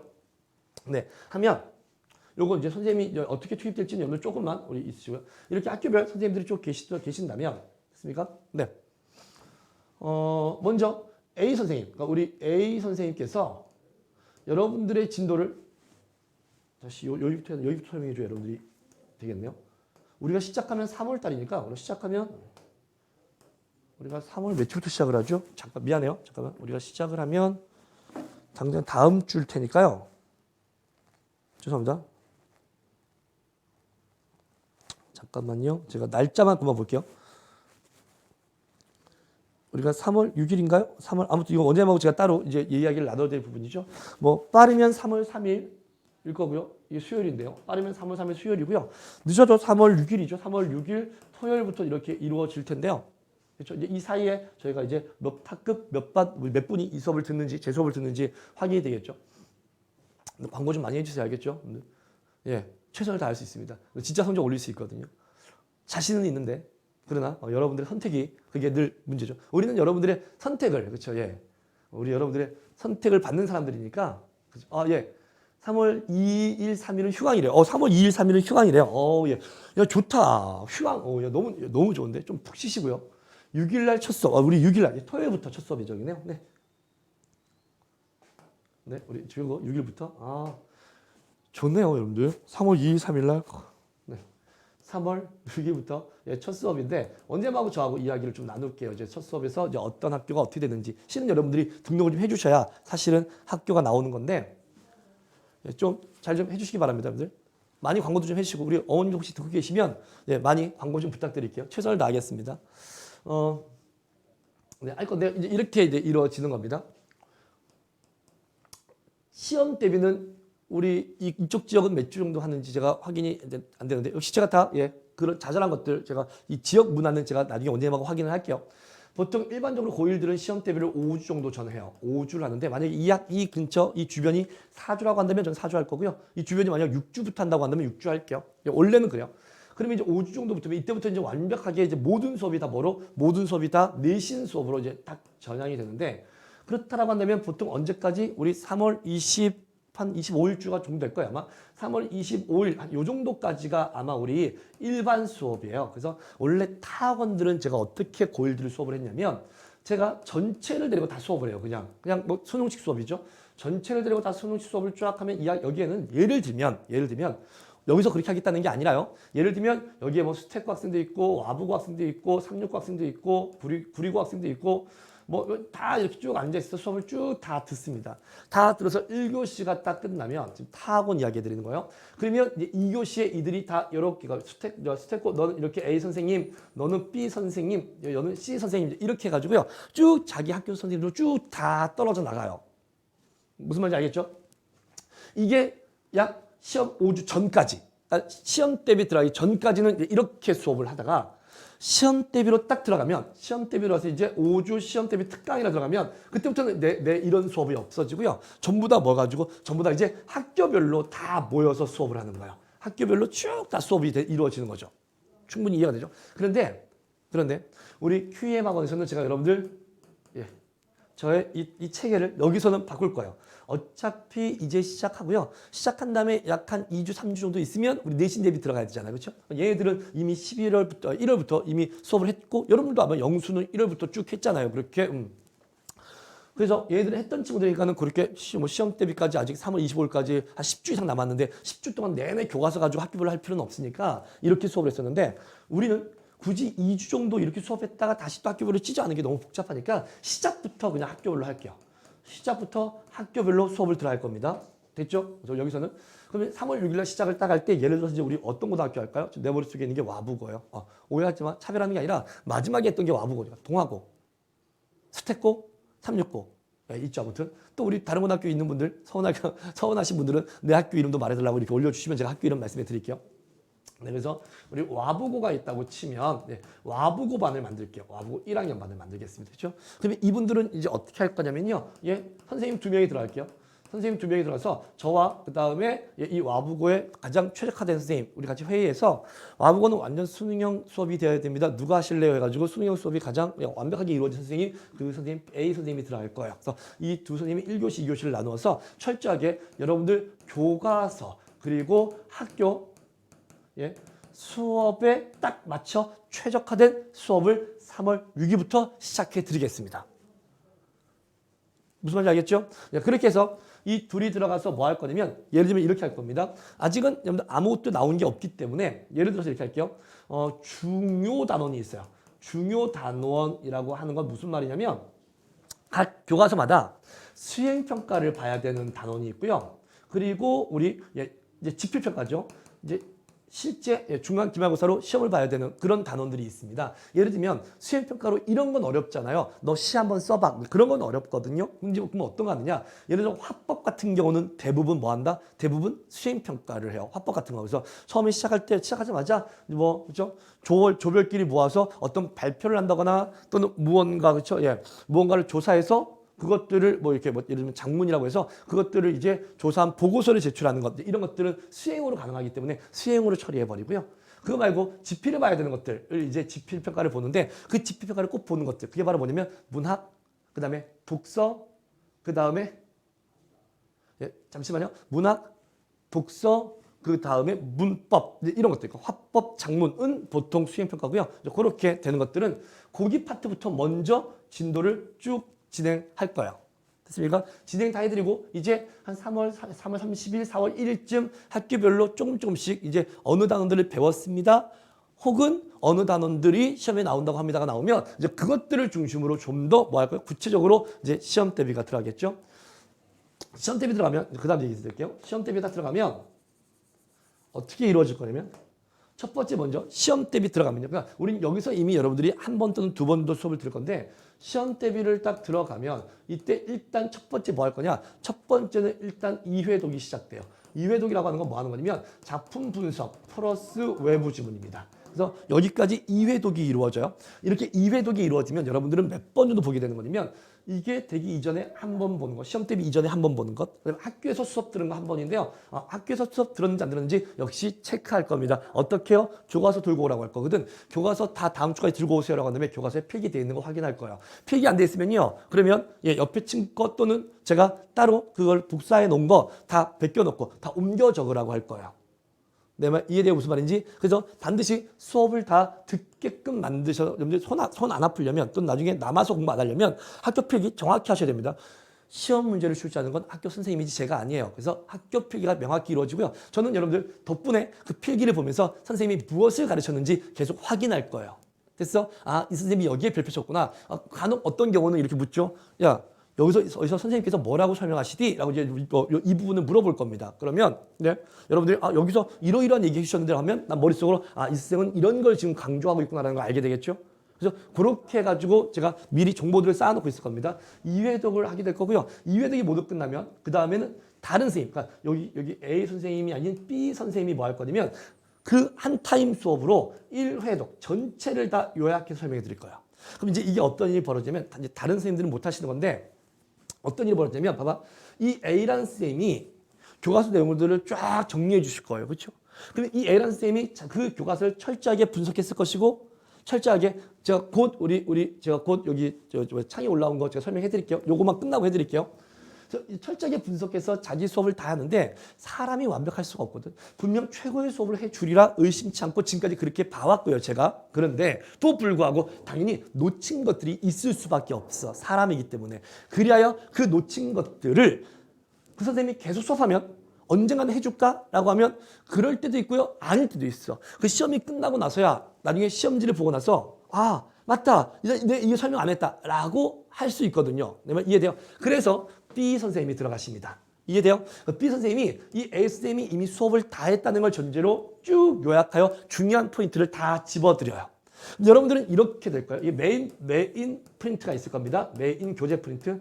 참고로 예, 여러분들 이거 어디서 이해하지 마시고요. 이 메인 프린트는요, 당연히 학교 선생님들이 보는 교사용 지도서가 메인 프린트예요. 저희는 그래서 그냥 아무것도 없는 교과서 프린트 준 다음에 거기다 뭐 저거가 아니라 이미 다 적혀 있는 거. 학교 선생님들이 이렇게 보면서 공부하시는 그 교사용 지도서 있죠? 그거 가지고 메인 프린트를 주거든요. 근데 팔 아프게 읽으면 되지 뭐 다 씁니까? 거기에 덧대어 쓰는 것들을 쓰는 거면 되는 거니까. 이렇게 주면 이렇게 될 거예요.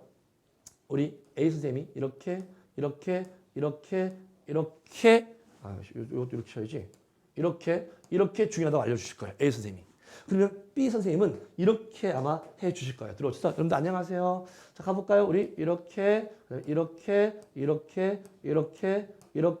되게 중요해요. 뭐 이런 식으로 이야기를 해 주실 거예요. 됐어? 문제 없죠? 여러분들은 이제 학교 선생님 책을 쭉 들어가서 학교 선생님 프린트를 여기다가 옮겨 적을 거예요. 학교 선생님 필기를요. 그럼 학교 선생님 필기는요, 이렇게 이루어져요. 여기가 이렇게 이루어져요. 됐습니까? 지금 혹시 세 명의 선생이 겹치는 게 보이십니까? 어디가 겹치냐면요, 요 파트가 겹쳐요.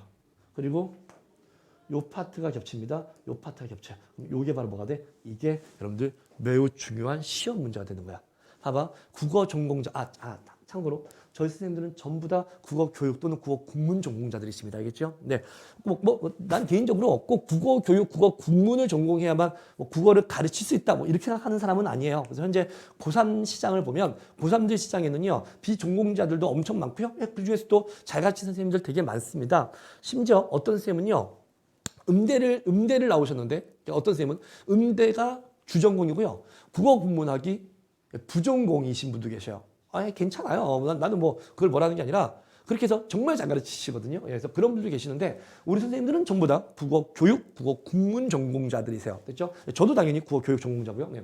그래서 국어를 전공한 사람이 그 교과서를 보고 교과서에서 요구하는 것들을 다 공부했는데 거기서 이런 것들이 중요하다고 말했을 거 아니야. 그럼 그걸 다 판단했을 거 아니에요. 그 사람들 세 명이 모두 중요하다고 말했다면, 혹은 만약 상황이 좋아져서요, 만약에 우리 뭐 한 60명, 70분 정도, 그러니까 여러 학교, 뭐 5학교, 6학교에 뭐 한 70명, 80명 정도가 우리 수업을 들어주신다고 한다면, 뭐 6, 7학교에서, 그렇죠? 그러면 선생님들이 만약에 4명 정도가 필요할 수 있겠죠? 4명이 필요하면 여기에 한 분 더 들어오겠죠? 그러면 이제 네 번째 선생님이 이런 식으로 예를 들면 설명했다고 하면 이것들은 반드시 뭐가 된다? 반드시 시험 문제인 거야. 여러분들 눈에 딱 보여지는 거야. 뭐가 나오겠구나. 이해됐죠? 자, 그래서 다시 돌아갈게요.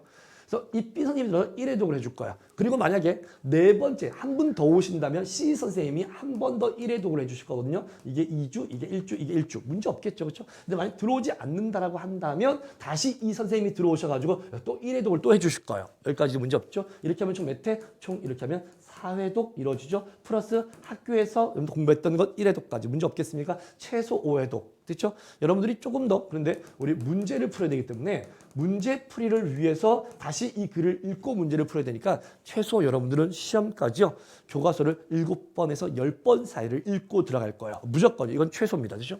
그 다음에 이제, 됐죠? 여기가 4주고요. 이제 5주차죠? 마지막 D, 5주차. 5주차에는 뭐 할 거냐? 이제는 정말 핵심 문제, 정말 필요한 것들, 핵심, 이렇게 한번. 핵심 내용 플러스 거기에 해당하는 뭐까지? 예, 문제. 그리고 플러스 뭐 할 거냐면 거기에 해당하는 외부 지문 총정리. 이해됐어요? 여기까지 딱 이루어질 겁니다. 됐죠? 예, 까지 하면 우리의 수업은 모두 끝났어요. 이제 뭐 남았을까? 이제 그럼 우리 해야 됐죠? 여기는 뭐라 표현해요? 직보라고 해요? 직대라고 해요? 지역마다 좀 다르더라고. 어떤 지역은 직보라고 하고요. 직전 보강. 뭐 어떤 내용은 뭐 직전 대비 뭐 이렇게 하는데 직보든 직대든 요게 예, 당연히 들어가겠죠. 이때 직보, 직대는요. 어떻게 이루어질 거냐? 내용 정리 끝났습니다. 내용 또 정리하는 건 네, 너무 머리 아프거든요. 미안해요. 잠깐만.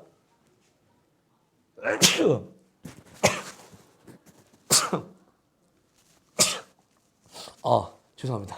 나 가리고 간다고 시원하게 못했어. 시원하게 재채기했어야 되는데. 네. 계속 할게요. 그래서 직보, 직대를 할 건데 어떻게 할 거냐면 우리 미리 보는 중간고사 그리고 미리 보는 기말고사거든요. 이 이름이 그래요. 그래서 이걸 뭐라고 하냐면 예, 우리 여러분 선배들이겠죠. 작년, 재작년 계속 수업을 들었던 우리 선배들이 뭐라고 하냐면 선생님 미중, 미기에서 선생님 미중은 언제 나와요? 미기는 언제 나와요? 이렇게 나와요. 그래서 미중과 미기라고 하는데 요 미중과 미기, 그러니까 미리 보는 중간고사와 미리 보는 기말고사 이거를 저희가 직접 만들어요. 어떻게 만드냐? 아까 내가 얘기했죠. 뭐 할 거라고 여러분들 학교 교과서 들고 오게 할 거라고요. 교과서 들고 와서 필요에 따라서 뭐 한다고요? 물어본다고 했죠. 여기 있는 이 내용에 왜 밑추셨어? 이 별표 스님이 왜 별표 치라고 했어? 물어본다고 했잖아. 그러면 그걸 들으면 스님이 그냥 교육 과정과 상관없이 자기의 개인적인 중요성을 묻는 거구나라고 하든지 아니면 그렇지. 이건 그렇게 가르쳐야 돼. 이 단어는 그렇게 가르칠 수밖에 없는 거지. 그래서 되게 중요한 단어를 중요하다고 말했구나. 라는 것들을 딱 미리 체크를 다 해서 계속 여러분들 저와 이 수업 시간에 얘기를 하게 될 거예요. 교과서를 보면서. 그리고 거기서 보는 것들을 뭐 할 거라고요? 네, 미리 보는 중간고사와 미리 보는 기말고사로 문제를 직접 만듭니다. 무슨 말인지 이해할 수 있겠죠? 네, 만들어서 여러분들에게 학교의 최적의 적중률을 자랑하는 시험지로 만들어내고요. 지금까지 역대상 쭉 보면요. 평균 적중률이 요것만, 요 마지막 미리 보는 중간고사, 미리 보는 기말고사 딱 요 시험지만 보통 적중률이요. 60에서 70%가 적중돼요. 예, 요 시험지만 가지고. 그러니까 앞에서 배웠던 거, 뭐 이거는 1주차에 배웠죠. 이건 2주차에 배웠죠. 이런 거 말고요. 그냥 딱 요 시험지만 가지고 거의 60에서 70%가 적중돼요. 이건 어떤 느낌이냐면 시험지를 딱 보자마자 다 배운 것 같네, 다 배운 거네 라는 느낌을 충분히 줄 수 있는 정도의 적중률이에요. 됐습니까? 네, 이 시험지만 그렇습니다. 근데 이거 다 합치면요, 그러면 뭐 거의 적중되겠죠. 그리고요, 너무 단순하게 여러분들 그냥 단순하게 생각해 보시면 중간고사에 적중 안 되면 끝나는 거 아니에요, 그냥? 그럼요, 당연하죠. 어떤 학원 강사가 중간고사 끝나서 기말고사까지 학생들을 그대로 유지해 나간다고 하는 것은 중간고사에서 전혀 문제가 없다는 거잖아요. 그렇죠? 그건 중간고사에서 여러분들이 금방 확인이 가능할 겁니다. 그렇죠? 아무 문제 없이 확인되죠. 그래서 당연히 그렇게 우리가 대비를 하시면 되는데요. 요거 하나만 잠깐 하고 다음으로 넘어갈게요. 우리 단독으로 학교 배정된 곳 말고 연합으로 진행되는 학교는 어떻게 진행이 되는지 알려주세요. 이 말의 의도가 혹시 이것인가요? 단독으로 진행되는 학교와 연합으로 진행되는 학교인데요. 제가 말씀드리고자 하는 건 아까 뭐였냐면 원래 제가 타 학원에서는 연합으로 진행을 이렇게 1교시 하고 그리고 나서 이들을 학교별로 찢은 다음에 시험 때가 되면 이들을 다시 다 학교별로 쪼개줍니다 라고 했어요. 그렇죠? 그런데 우리 이 QEM 학원은요 그렇게 안 할게요.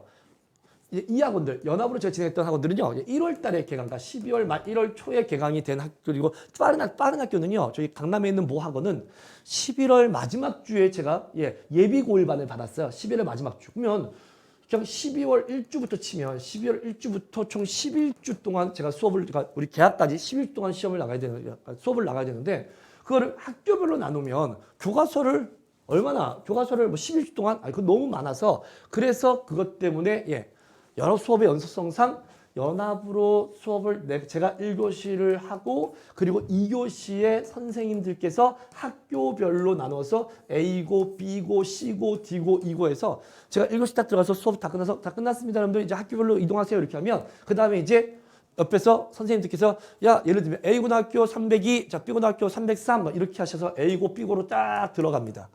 됐죠? 그러다가 이제 이 연합하는 이 학원은 그렇게 했다가 이제 시험 보기 5주 전, 우리는 언제로 잡냐면 3월 27일인가로 잡거든요. 3월 23일 날이 서울시 1학년들 모의고사가 있어요. 그러니까 3월 23일 월요일 날 우리 1학년, 우리 여기는 안 보겠죠? 23일 월요일 날이 고1이 보고요. 24일 날 화요일 날이 고2가 보고요. 25 맞나? 26일인데? 수요일인가? 아무튼 예. 수요일이다. 25일 수요일 날 고3이 이렇게 해서 시험을 모의고사를 보거든요. 요거 딱 끝나는 그죠. 그러니까 24니까 그 학원이 금요일 수업이거든요. 그러니까 25, 27, 27일부터 시험 대비 들어가요. 됐죠? 27일부터 시험 대비 들어가면 27일부터 들어가는 이 학교는 이때부터 있다 학교별로 쪼개져요. 그런데 우리 QEM은 전부 제 수업을 신청하면 이 수업을 신청하시는 모든 학교를 싹 다 단독으로 처리하겠다고요. 그냥. 그래서 그냥 3월 6일부터 시작할 때부터 그냥 학교별로 시작해 드릴게요. 됐죠? 이유는 아까 뭐라고요? 한 2주, 3주쯤 하면 이제 학교별로 나가야 되는데 굳이 2, 3주 뭐 좀 더 그냥 뭔가를 하려고 해서 학교를 묶어서 수업하는 건 더 비효율적인 것 같아가지고요. 우리 QEM은 3월 6일부터 개강이니까 그냥 첫 시작부터 학교별로 다 쪼개서 학교별로 수업을 쭉 해드릴게요. 충분히 답변이 되셨는지요? 네, 무슨 말인지 이해되죠? 그래서 설마 그럴 리는 없겠죠. 설마 그럴 리는 없겠지만 예를 들어 스태코가 만약에 한 분이다. 스태코가 한 분이다. 스태코 1이 한 명이다 라고 한다면 그러면 스태코 반이 생기는 거죠. 무슨 말인지 이해되죠? 그래서 그렇게 우리가 진행하도록 하겠습니다. 충분히 이해가 되셨는지요? 이해가 됐다면? 네, 좋습니다. 이해가 됐다면 자, 크게 문제 없고요. 자, 그러면 이제 우리는 이렇게 대비해야 됩니다라고 했는데요. 자, 봐보세요. 이제 어떻게 하는 거? 오늘 이거 들으시는 분 매우 좋아. 그럼 어떻게 할 거냐라고 한다면 이제 이런 거예요. 이제 운문문학의 이해다라고 해서 이제 어떻게 하는 거냐면 학교 내신 수업을 가지고 여러분들 내신식 수업을 지금 당장 3월 6일 날 계약하면 내신식 수업이 하는 게 아니라 그 교과서를 가지고 이제 뭐 해주냐?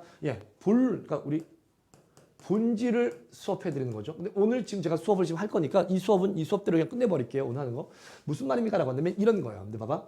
우리가 처음 학교 가면 처음으로 배우는 모든 학교의 문학이 운문문학이에요. 왜냐면 보통 2단원 또는 3단원에서 또는 1단원도 있다. 신사고는 1단원에서 문학이 나오는데 그 문학의 시발점, 그러니까 시작점이 전부 다 뭐다? 다 운문문학, 그러니까 시로 시작해요. 단원명이 좀 다른다 하더라도. 그래서 운문문학을 제일 처음 배울 텐데요. 이 운문문학을 딱 보는 순간 이런 생각이 좀 드니?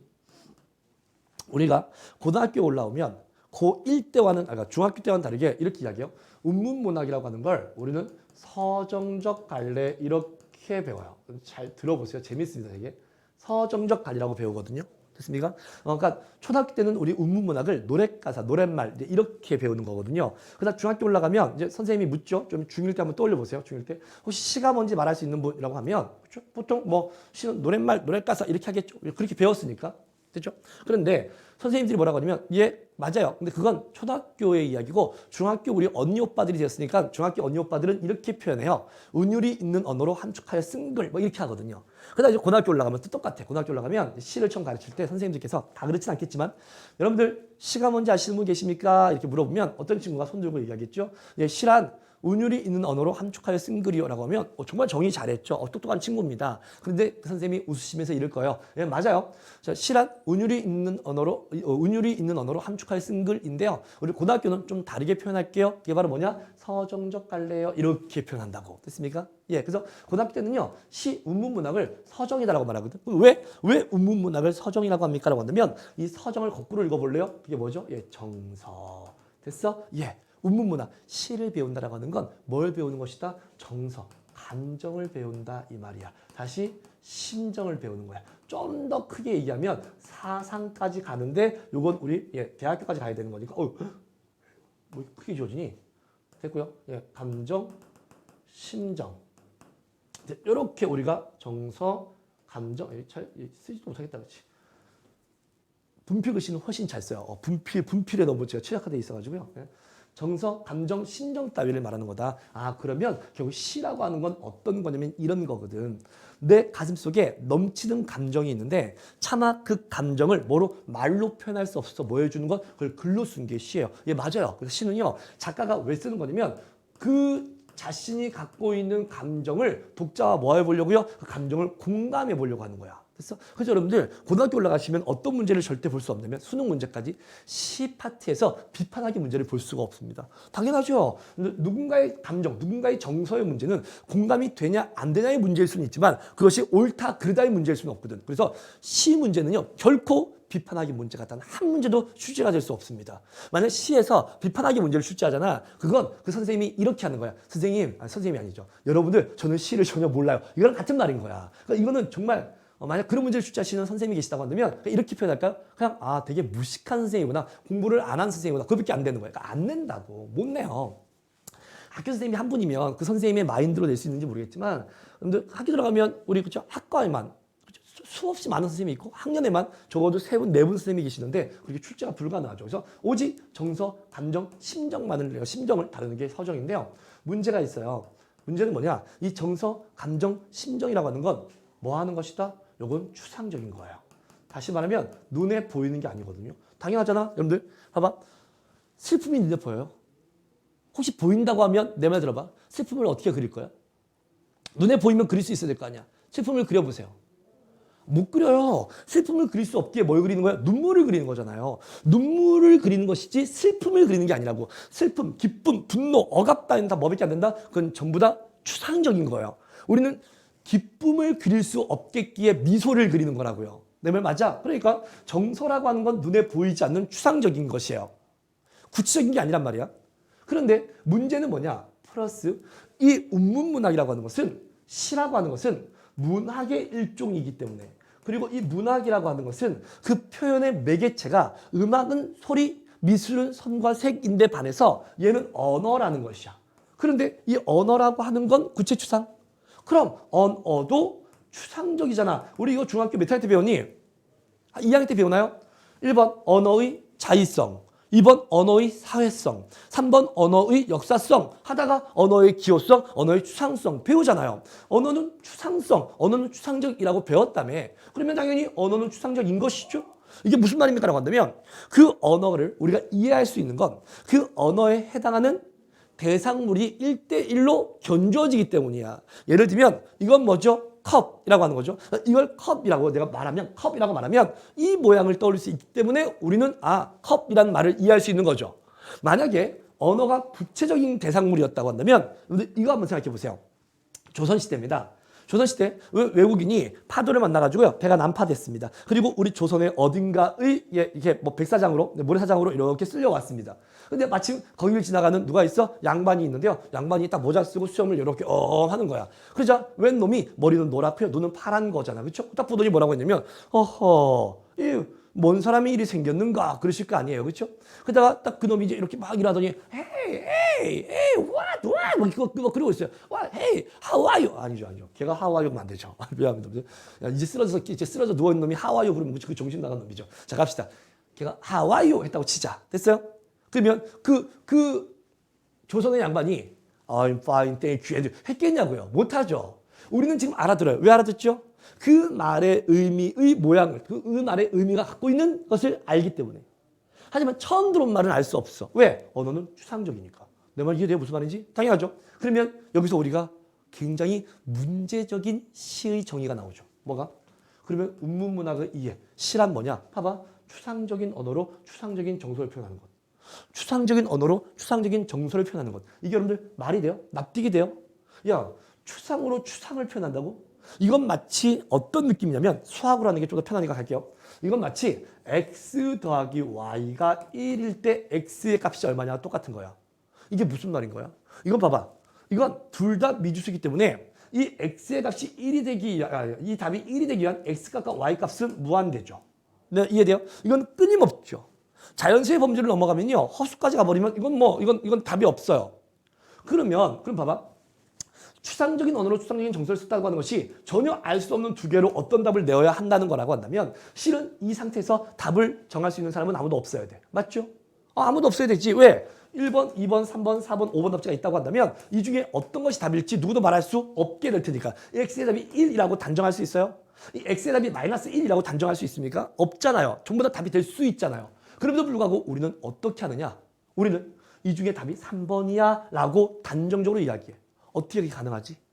이 추상을 볼 수 있는 매우 뛰어난 눈이 있기 때문에 그래서 아니에요. 절대 그렇지 않습니다. 선생님, 저는요, 저도 공감해요. 저도 답이 막 두세 개인데 왜 선생들은 또는 강사들은 왜 답이 3번이야? 라고 어떻게 단정을 내릴 수 있죠? 라고 한다면 그것은 우리가 이 눈을 기르지 못했기 때문이야. 어떤 눈? 봐봐. 이 시를 쓴 작가도 자기가 쓰려고 하는 것이 추상적 언어로 추상적인 정서를 쓴다는 걸 알까요? 모를까요? 당연히 알아요. 작가라는 사람들이 결코 바보들이 아니거든요. 그들도 똑같이 똑똑하고 그들도 평론가의 일부이기도 하고 그렇거든요. 그러니 자기들이 어떤 시를 썼다는 것은 뭐 하는 거라고요? 지금 내가 갖고 있는 이 감정과 정서를 너희들과 공감하기 위함인데 내가 이 정서를 공감하기 위해서 언어라는 매체를 이용할 수밖에 없다면 아무도 나의 이 감정에 공감할 수 없을 거야. 좋아. 그러면 내가 이걸 좀 더 뭐 할 거다? 이걸 구체화시킬 거야 라고 이야기한다고.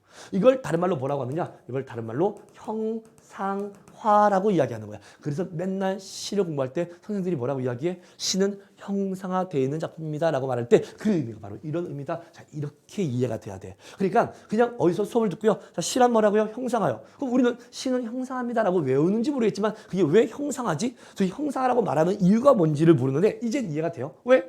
시라고 하는 건 정서를 다루는 건데요. 정서라고 하는 건 감정의 문제이겠기에 추상적이야. 그런데 이 감정의 문제를 전달하는 매체가 뭐라고요? 언어라고. 근데 이 언어라고 하는 것 또한 추상적이라고. 맞아. 그러므로 결국 시라고 하는 건 추상적인 언어로 추상적인 정서를 표현하는 것인데 그렇게 하면 그 어느 누구도 이 시를 이해할 수 없겠기에 시인들은 뭐 한다고? 구체화, 형상화한다고. 됐어? 그러면 여기서 머리를 좀 더 써보자. 우리 이제 고등학생들이니까. 봐봐요. 머리를 좀 더 써버리면 이렇게 안 돼? 그러면 우리가 하는 건 이렇게 시를 쓰라는 것이 아니라 시를 읽으라는 거니까 지금 네 앞에 놓여있는 교과서에 그 시들은 모두 뭐 되어 있는 시들이다? 그럼 구체화, 형상화가 되어 있는 시들인 거잖아요. 내 말 맞아요? 그러면 이제 우리가 어떻게 시를 읽을 것인가의 문제는 결국 이 구체화, 추상화된 것을 무엇으로 다시 표현할게. 이 구체화, 형상화된 것을 무엇으로? 그렇지. 이 추상적 정서로 바꾸어주는 것. 이게 시를 읽는 행위라는 거예요. 그리고 지금 내 이 말을 이해했다면 여러분들은 정말 놀랍게도요. 새로운 시를 읽을 수 있는 힘을 기를 수 있게 돼요. 자, 내 말 봐봐요. 김춘수 내가 만난 이중섭이라고 이건 고3들 실제 수능에 나왔던 작품이에요. 고3 수능에 나왔습니다. 결국 여러분들에게 쉽게 해드리려고 쉬운 시 가져온 게 아닙니다. 전체 훨씬 더 긴 시인데요. 다 필요 없어요. 이렇게 하시면 돼요. 봐봐. 여기 김춘수라는 작가가 있습니다. 이 작가가 뭘 썼다고요? 내가 만난 이중섭이라는 시를 썼다고요. 맞아요? 그러면 당연히 김춘수가 이 시를 쓴 이유는 뭐 때문에? 그럼 자기가 느낀 무엇을? 정서를 독자들과 뭐 하기 위해서? 공감하기 위해서라는 거 인정해요? 네, 좋습니다. 자, 그러자 우린 이미 중학교를 지나왔으니까 여기까지 가볼게요. 자, 여기 보면 뭐가 나와? 이게 내가 나오죠? 만난 누가 나와? 이중섭 나오지. 문제 없겠습니까? 그러면 저랑 같이 당연히 수업 시간에 이 모든 것 하나하나 다 하겠지만 오늘은 그렇게 할 수 있는 상황은 안 되니까 제가 좀 빨리 진행할게요. 이때 내가 뭐죠? 내가 화자라는 존재이죠. 다시 말하면 시에서 말하는 존재죠. 그러면 이 이중섭은 뭐가 됩니까? 얘가 시적 대상이죠. 다시 말하면 내가 만난 이중섭이니까 나라는 사람은 누구를 말하려고 한다? 이중섭을 말하려고 한다. 그런데 시는 뭐 하는 거라고요? 정서를 다룬 거라고요. 그럼 이 시는 어떤 시가 된다? 아, 나라는 사람이 누굴 만났다? 이중섭을 만났는데 그때 느낀 뭐를? 정서를 표현하려고 하는 거야. 다시 말하면 서사, 사건, 내가 이중섭을 만났던 그 결과물, 그 사건의 흐름을 말하려는 것이 아니라 이것이 시문학이었다고 한다면 적어도 여러분들 머릿속에는 아, 그러면 내가 이중섭을 만나서 느낀 감정을 말하는 시구나 라는 것이 딱 와 닿으면 이미 절반은 끝난 거야. 두 번째 갑니다. 자, 그러자 이 시는 당연히 뭐 돼 있을 거라고요? 추상적인 언어로 추상적인 정서를 표현할 건데 그거를 구체화, 형상화 했을 거라고. 그럼 우리는 뭐 할 거라고요? 이렇게 구체화, 형상화된 것을 끊임없이 추상적인 정서로 바꾸어 낼 거라고요. 어떻게요? 이렇게요. 봐봐요. 광복동에서라고 했습니다. 그러면 요건 당연히 장소를 나타내는 우리 조사니까 뭐 그런 건 알 필요도 없는데요. 광복동에서니까 이게 바로 뭐가 돼? 이게 장소가 되죠. 그럼 광복동은 어디일까요? 라는 문제인 거야. 그러면 이 광복동은 어디가 되죠? 혹시 지금 고민 중인가요? 그게 우리의 발목을 잡는 거야. 그게 여러분들이 문학 또는 시 이해를 어렵게 만드는 거야. 이 광복동이 어디예요? 어디겠어요? 뭐 어디긴요? 여러분 사는 곳이 어디예요? 수택동이에요? 혹시 여러분 사는 곳이 혹시 뭐 무슨 동이니? 어디니? 뭐 잠실동이라는 게 있나? 아무튼 뭐 잠실동입니까? 아, 그렇구나. 우리는 살고 있는 곳을 동이라고 말하는 거구나. 그럼 광복동은 어디예요? 그냥 우리나라겠죠, 뭐. 우리나라의 어딘가가 되겠죠, 뭐. 됐습니까? 아, 그러면 우리나라에 있는 어떤 광복동에서 누굴 만났대요? 이중섭은. 됐습니까? 네, 광복동에서 만난 이중섭은. 됐습니다. 네. 머리에 바다를 이고 있었대요. 여러분들 말이 됩니까? 머리에 바다를 이고 있대요. 말도 안 되죠. 참고로 이런 걸 문학적 용어로 뭐라고 하냐면 사이비 진술. 다시 말하면 거짓 진술이야. 근데 그런 용어조차도 지금 의미가 없고요. 나 좀 따라와봐. 머리에 바다를 이고 있었다고 한다면 이건 말도 안 되는 표현이지만 어떻게 사람이 머리에 바다를 이어요? 근데 혹시 머리에 바다를 이고 있다는 걸 그릴 수는 있어요? 말도 안 되는 그림이지만 그릴 수는 있겠습니까? 아, 그럼요. 그릴 수는 있죠. 어떻게 하면 돼요? 여기 도화지가 이렇게 있다고 한다면 여기 머리 하나 그려요. 그냥. 그럼 여기 뭘 그리면 돼요? 바다 이렇게 그리면 되죠. 바다 파란색으로 할까요, 우리? 바다 파란색 합시다. 바다 파란색 하나 이렇게 그려주면 이게 머리에 바다를 이고 있는 거 아니에요? 됐죠? 예, 그림으로 그릴 수 있다고. 그림으로 그릴 수 있다는 건 뭘 의미하는 것이다? 당연히 시각적 심상이라는 걸 의미하는 거예요. 즉, 이 화자는 일단 머리와 바다라고 하는 구체적인 형상화가 이루어진 거라고요. 됐습니까? 다시 갈게요. 근데 이걸 왜 그러고 있지? 바다를 이고 있었다. 뭐 한다고? 동경에서 아내가 온다고라고요. 뭐 한다고? 동경에서 아내가 온대. 잠깐, 혹시 동경이 어딘 줄 알아요? 동경, 이걸 일본어식으로, 이걸 현지어로 이야기하면 동경은 뭐가 되죠? 이건 도쿄가 되죠. 도쿄가 어디 있어요? 우리 오타쿠 아니어도 알잖아. 도쿄는 그렇죠. 이건 일본에 있죠. 잠깐만. 그러면 우리 이중섭은 어디 있다고요? 우리나라에 있다면서요. 아내는 어디 있다고요? 동경, 일본에 있다면서. 이해돼? 그런데 지금 그 아내가 뭐 한다고? 온다고 했다고요. 그러면 아내가 온다는 건 아내는 일본에 있고 그럼 이중섭은 우리나라에 있으니까 이 둘은 지금 현재 뭐에 있어? 떨어져 있죠. 떨어져 있는 걸 두 글자로 뭐라고 하지? 떨어져 있는 걸 두 글자로.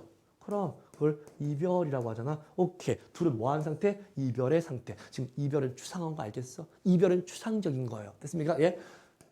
둘이 떨어져 이별하고 있죠. 그런데 그 아내가 뭐 한다고? 온다고. 그럼 아내가 일본에서 우리나라 올 거니까 육지를 건너올 거야. 육로로 올 거야? 아, 불가능하지. 일본은 섬나라인데 어떻게 육지로 와? 비행기를 탈지 또는 배를 탈지 그건 알 수 없지만 뭐를 건너와야 돼? 바다를 건너와야 되지. 다시 이중섭의 머리에는 뭐가 있다고? 바다가 있다고. 그럼 이중섭 머리에 바다가 있다는 건 결국 누가 있다는 거예요?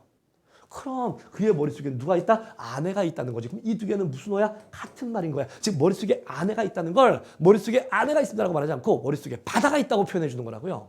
그러면 봐봐. 이렇게 떨어져 있는 이 사람, 그러니까 이별한 상황에서 이중섭의 머릿속에 아내가 있다면 결국 이중섭은 아내를 뭐하고 있다? 세 글자의 정소로 바꿔. 아내를 뭐하고 있다? 아내를 뭐하고 있다? 지금 내 옆에 없는 아내를 머릿속에 떠올리고 있다는 건 아내를 뭐하고 있는 것이다? 그럼 아내를 그리워하고 있는 거 아니야? 됐습니까?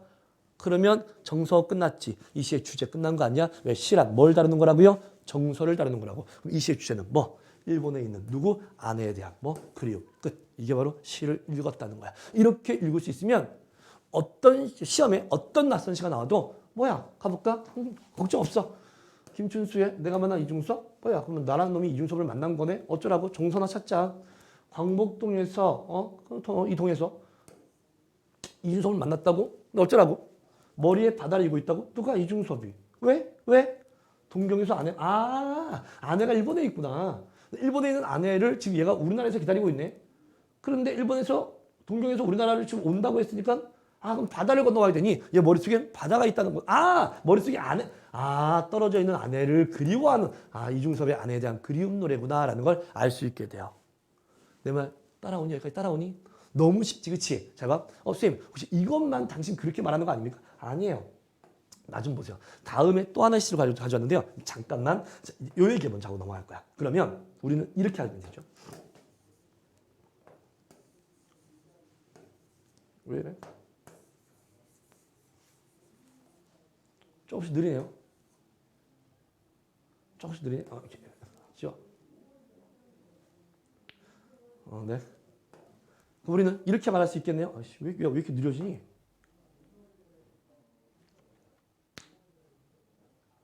네. 이렇게 말하면 그렇지. 이제 됐네. 맞아? 이렇게 말씀하실 수 있죠. 그럼 어떻게 하면 당시처럼 그렇게 읽을 수 있습니까? 그럼 나는 이제 여러분에게 뭘 알려줄 거냐면 이제 시를 이렇게 읽는 법을 이제 자세하게 가르쳐 드릴 수 있겠죠. 그리고 지금 이거 잘 배우세요. 잘 배우면 진짜 돈 많이 된다.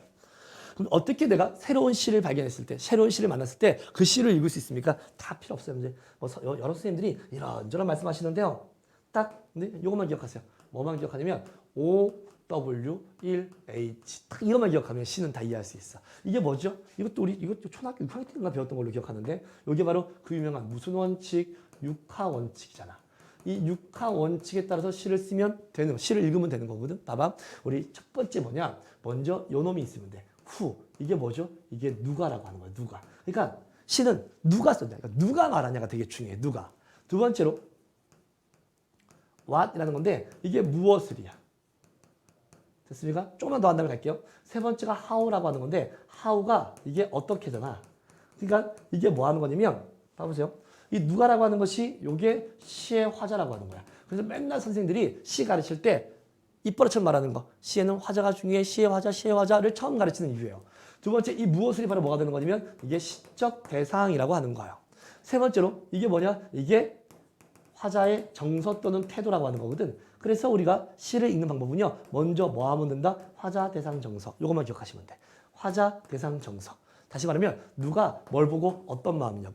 누가 뭘 보고 어떤 마음이냐고. 다시 누가 뭘 만져서 어떤 마음이냐고. 다시 누가 뭐를 느껴서 어떤 마음이냐고. 됐습니까? 이렇게 찾으시면 됩니다.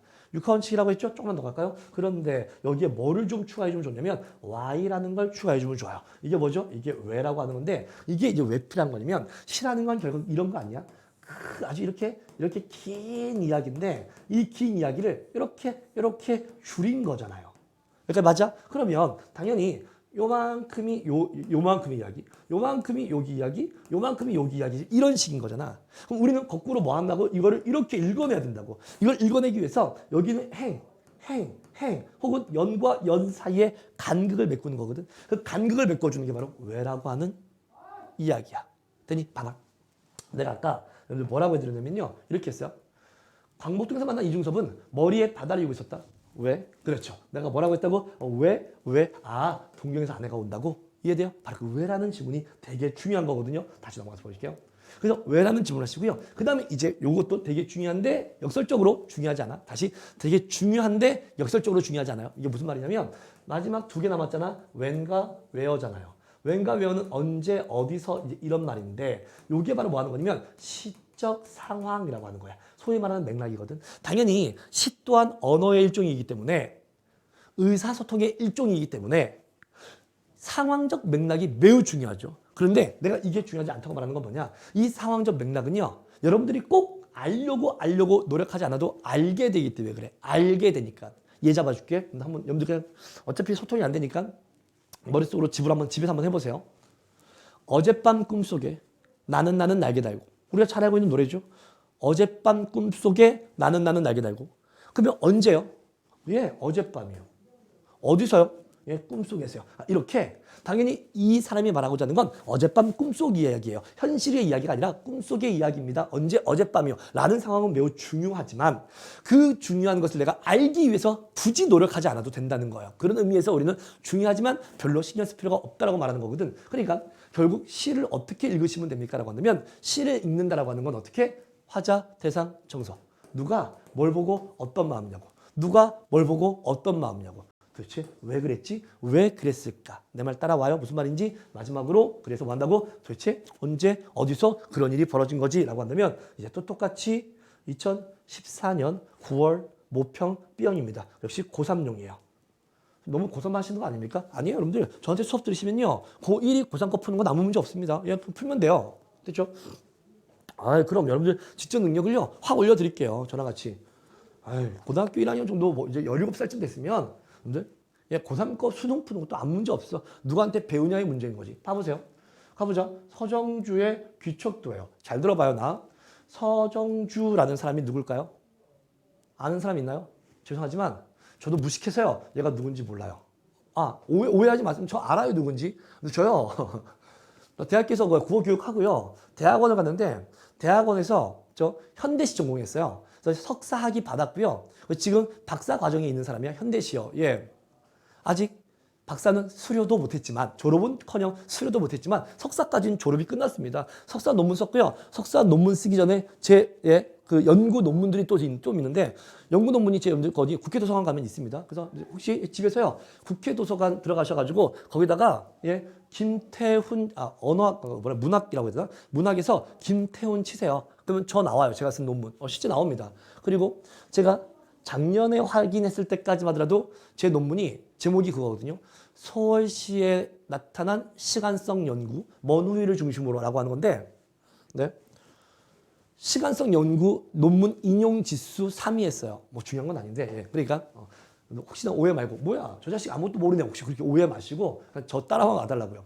봐봐 서정주라는 사람인데 미안하지만 난 얘가 누군지 몰라 처음 들었어. 그러면 손톱 깨물까? 그러면 안 된다고요. 당연히 우리는 내신 때문에 배우기야 하겠지만 그냥 모른다면 모르는 데서 최선을 찾는 거잖아. 첫 번째 제목이 귀척도래요.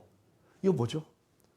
역시 미안해. 나도 이 어휘력이 좀 부족해가지고요. 이 귀척도가 뭔지 전혀 모르겠어요. 이걸 알면 좋을 것 같긴 한데 왜냐면 보통 문학은 그 제목이 뭐가 되죠? 그 작품의 핵심 소재이거나 또는 주제의식을 담고 있는 것일 가능성이 매우 높은데 너무 안타깝게도요. 저는 이 귀척도라는 이 제목 또한 무슨 내용인지 몰라. 그럼 우리 두려워할까? 벌벌 떨까요? 그러지 마시라고요. 그냥 어떻게 하시면 된다고요? 그냥 가는 거야. 당당하게. 우리는 그럼에도 불구하고 아는 게 있잖아. 뭘 안다고요? 그럼 이 작품은 누가 뭘 보고 어떤 마음일까를 쓴 거 아니야? 그러면 당연히 이 시에도 뭐가 있을 수밖에 없어? 화자, 대상, 정서. 너무 뻔하잖아. 니네 머릿속에 딱 이 세 가지만 있으면 돼요. 그럼 화자는 누군데요? 화자는 나 아니겠니? 선생님 그거 어떻게 알아요? 안 읽었는데. 아님 말고요. 누군가가 말했을 거 아니야. 그럼 말한 사람이 나겠지 뭐. 읽었는데 만약 우리라면요. 그럼 그때 우리로 바꿔도 늦지 않을 거 아니에요.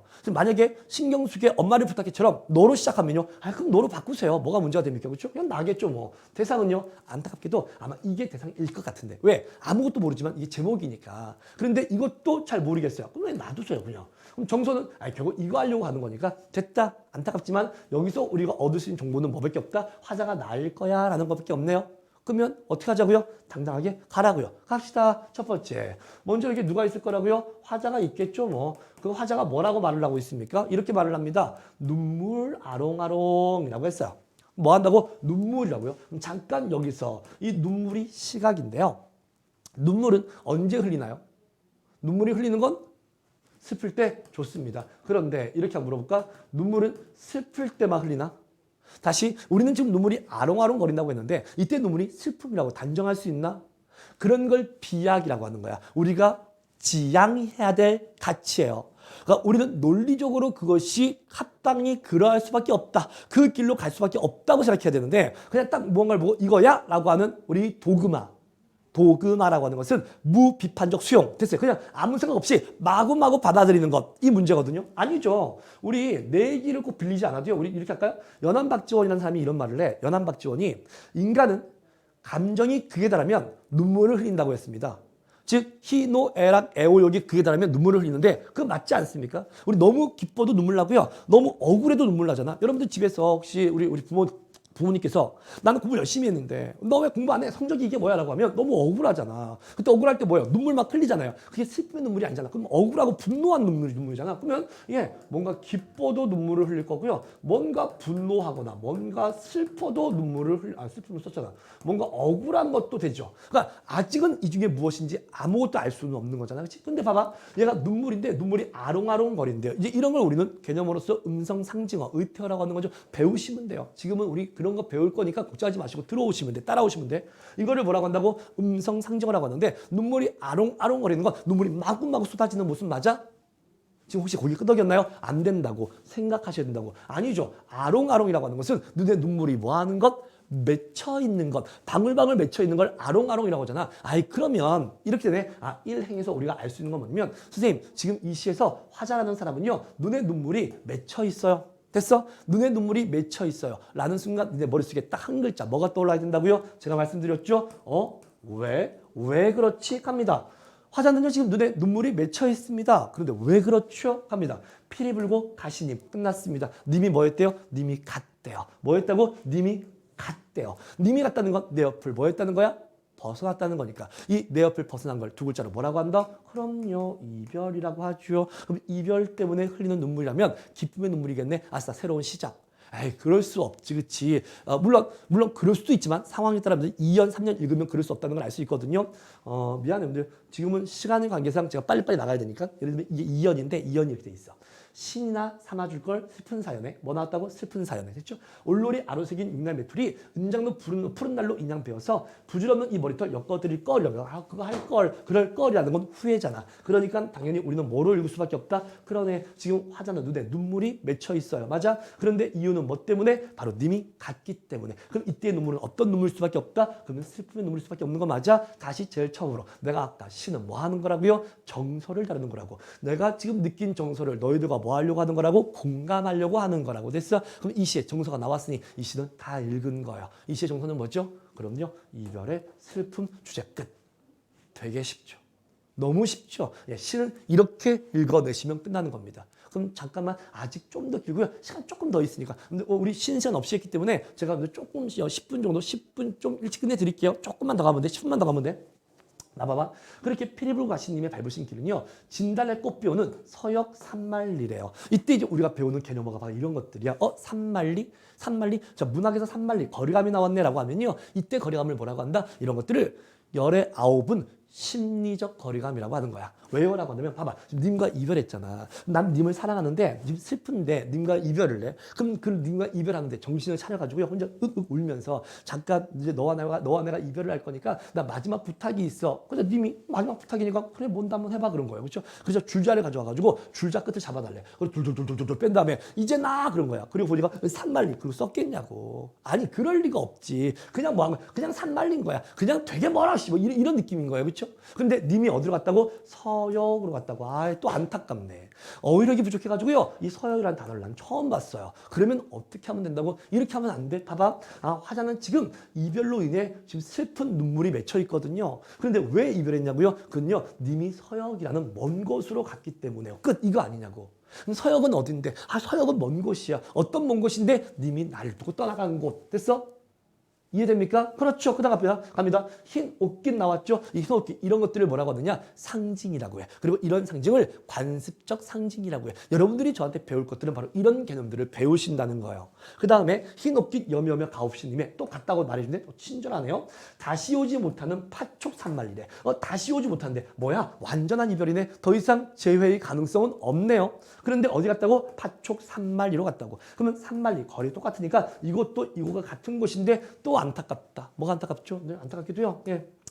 둘 중에 하나의 어휘만 알아도 아무 문제가 없는데 전 둘 다 어휘를 모릅니다. 그럼 그냥 이렇게 하면 안 돼요? 그냥 화자는 이미 서역 또는 파촉으로 간 것 때문에 아주 먼 곳으로 간 것 때문에 이별해서 슬퍼하는 거야. 여기까지면 안 돼요? 괜찮죠? 그럼 이제 우리는 이런 생각을 해야죠. 넘어갑니다.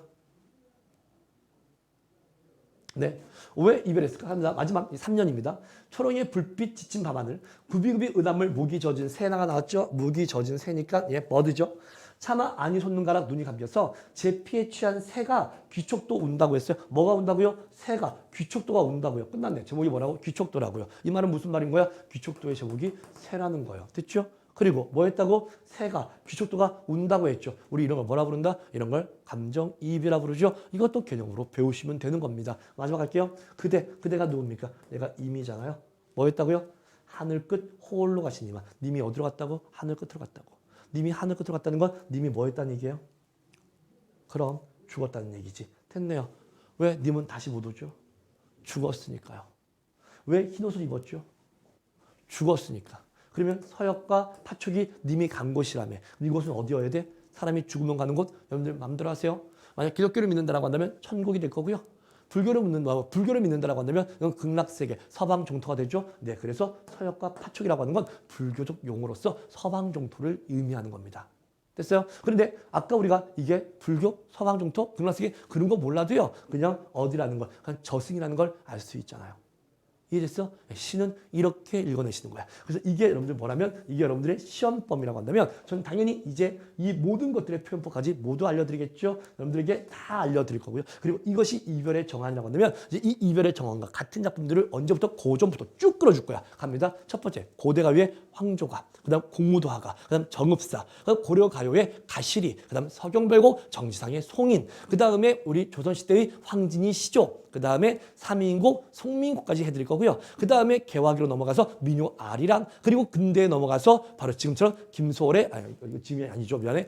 근대로 넘어가서 김소월의 진달래꽃, 김소월의 초혼, 그리고 김소월의 초혼과 이거는 주제적 측면에서, 내용적 측면에서 거의 유사하다라고 알려줄 거고요. 그리고 현대로 넘어오면 서정주의 기촉도, 서정주의 신부, 박지삼의 추억에서 박지삼의 어떤 귀로 등등까지 쭉 다 지금 제가 쭉 나오는 거 보여요? 이렇게 쭉쭉쭉 다 마치 그물망을 훑듯 외부 지문들을 다 알려드릴 거라고요. 제목만 말씀드리는 게 아니라 이 작품들을 모두 프린트해서 나눠드려서 그 작품들의 핵심들 그리고 중요한 표현들 다 알려주고, 외부 작품이니까 그 하나하나 분석할 필요 없죠. 그래서 이 시는 이런 침에서 얘와 답이 견주어집니다. 이런 침에서 이게 답이 될 수 있고요. 주제로는 이게 똑같고요. 형식적으로는 이게 똑같습니다. 라고 하는 이야기까지 다 해드릴 겁니다. 아무 문제 없죠? 예. 이렇게 우리는 시 또는 교과서 또는 외부 지문까지 다 공부를 하실 수 있게 될 거예요. 제가 저번에도 그렇고요. 잘 안 쉬죠. 예, 제가 잘 안 쉬어요, 여러분들. 다 했습니다. 마지막입니다. 이제 소개 멘트인데요. 주간 숙제 프로그램 일주일 나가게 될 거고요. 평달에는 모의고사 수능용 문제가 나가게 될 거고요. 그리고 시험 때가 되면 자기 학교에 최적화된 문제들이 나오게 될 겁니다. 일주일 개별 첨삭이라고 하는 건 이제 그것들을 모두 여러분들이 숙제한 거를 걷어서요. 다 첨삭을 할 겁니다. 확인을 할 겁니다. 확인을 모두 하면 그냥 나만 확인하면 안 되죠.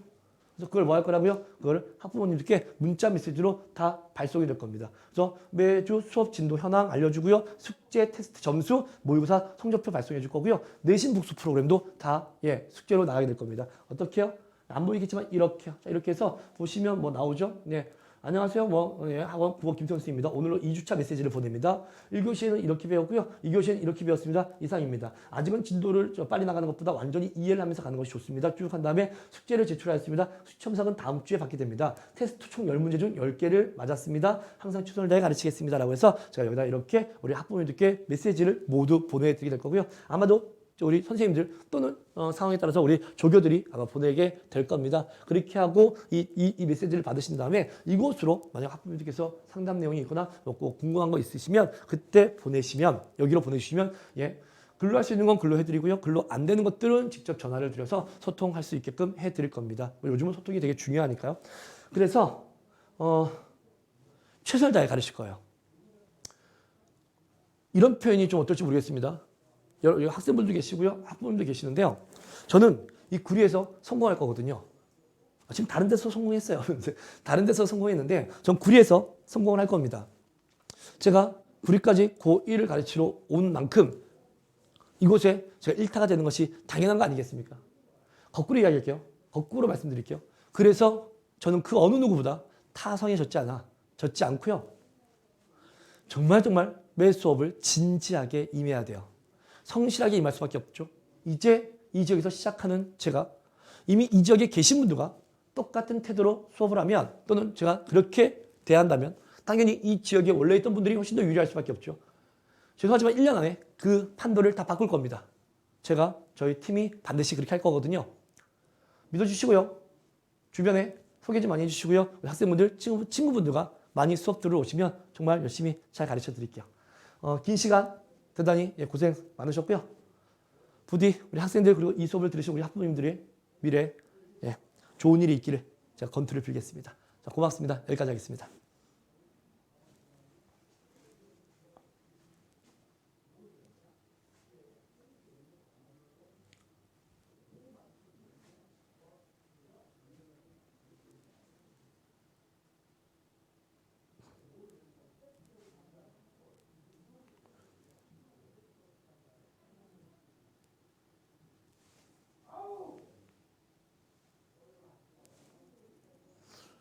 저희 어떻게 끊는지도 모르겠네요.